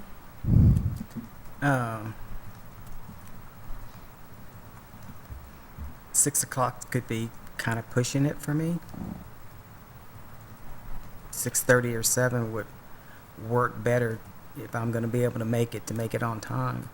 And we did establish, for whatever reason, I had put a 4-hour block there. It's definitely just a 3-hour block. They're 3 hours, but that's not on the clock per se. I mean, your discussion might extend it a little bit on some occasions, but it is generally planned for 3 hours. So your schedule should be set to a minimum of 3 hours. So can we move that to 6:30? I have no problem. I would prefer 7. 7 Oh, you to said 10. 6:30, okay. And So 3 7. hours, yeah. let's do 6:30. 7, pardon me? 6:30. 6:30. 6:30. Yeah. 6:30 Is to that the- 9:30. to make it work. Yeah. Agreement? Mhm. Okay, so we're going to post those at 6:30 start time. Any new business? I was just, in our board updates, you mentioned about the secondary school scheduling and registration timeline. Thought that was really interesting to read about and get information. Could you share some more with the public about the timeline? I don't have the timeline in front of me this evening, but we've been trying to move in the direction of some consistency in terms of registration practices and registration timelines for all of our high schools. So every high school will be doing an activity for rising ninth graders, and every middle school will be doing an orientation activity for rising middle schools. The calendar had specific dates for registration materials to go out and everything, and we can post that calendar. There could be a deviation of a day or two due to some special school circumstances, but it is again, an effort to, get that information out as early as we can, and then some consistency across the communities. So we'll post it. That'd be great. If Jennifer were here, she could tell us exactly what the dates were, but we're waiting for Baby Weaver, okay? I thought one interesting item was that the schedules were going to be mailed home at the beginning of July to all students. So that was a new thing. Yeah. Any other new business? Announcements or information? I have an announcement. I went on a Christiansburg ghost tour this weekend, and it was really cool because Christiansburg's theatrical writing class, I believe, I don't know if that's exactly the name of that class, but had their students, and Christiansburg donated the buses, and they went around different places in Christiansburg, and each stop that they had a historical presentation or point, the students took, kind of like something that might have happened in the past or in the history of that building or that location, the Cambria train station, maybe of a lady that, I don't know, got hit by a train, and they took that and the students wrote a fictional story to it. It was the coolest thing. And then when we stopped there, the student actually got on the bus, and they were dressed in that historical attire of that era that it happened, and gave a short story presentation. Or can you imagine if I were a female with 2 children, and my husband came back from being gone. It was so neat, and I just couldn't help but think, wow, it's hard enough to speak in front of the public for most students, but yet they got on the bus and spoke in front of a small, and everybody kind of sat there looking at them. But it was the neatest thing, and I just got to give kudos to that, because I just was really impressed, and I think it's the 2nd or 3rd year they've done it, but it was the first for me, and I hope they continue it, and I would love to see it make it even a longer tour, but it was really cool. Any other announcements, information? I have one that I'd like to just bring to the board's attention, if you don't mind. Go ahead. Montgomery County Public Schools, with your blessing, has expanded the college application week, and through the use of some of our carryover funds, we have expanded it beyond Eastern Montgomery. They were a state grant funded site last year, and we're including all 4 of our high schools for the fall of 2014. We invite board members to attend and get to know some of our outstanding Montgomery County Public Schools seniors as they take the necessary steps to graduate with a plan. If you would like to attend, you need to contact either Brenda or Jeannie Allen or the school directly. We have ordered shirts for you all. We just made sure every high school had board members that had their shirts, so you'll have to trust us that we did the right thing. But please contact Jeannie Allen, who's done an amazing job with getting this program set up for this year, along with the administration and the counselors of each school. Blacksburg High School has 130 students that will be involved, and theirs is Tuesday, November 18th from 8 to 2:30. Eastern Montgomery High School has 40 seniors who will be involved, and their event will be Wednesday, November 19th from 8 to 2:30. Christiansburg High School has 150 of their seniors who will be participating, and theirs will be Thursday, November 20th from 7:30 to 7 p.m. Independence Secondary and Rivendell have 8 students that are participating, and their event will be Friday, the 21st from 9 to 1. And Auburn High School, 45 students, November 24th from 8 to 2:30. And these seniors will be actually filing an application online.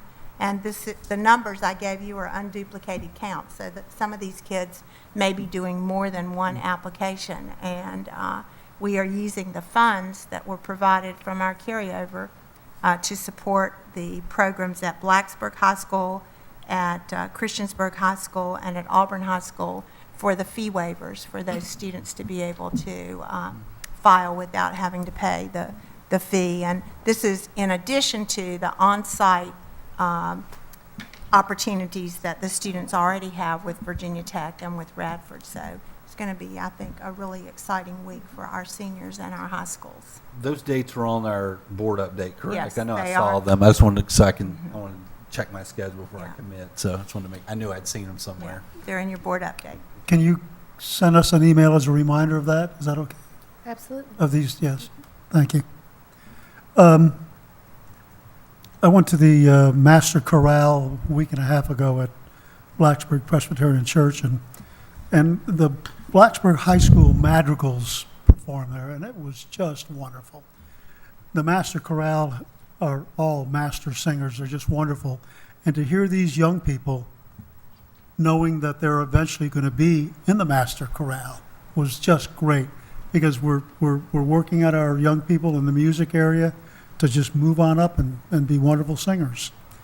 This afternoon, I was over at Blacksburg High School to watch the regional cross-country meet, which the Blacksburg ladies won convincingly, and the men did very well, and Christiansburg men did very well also, as well as their women. So we were well represented in the region by Blacksburg and Christiansburg, and it was good to see. Any other announcements or information? Upcoming school board meetings, you see those.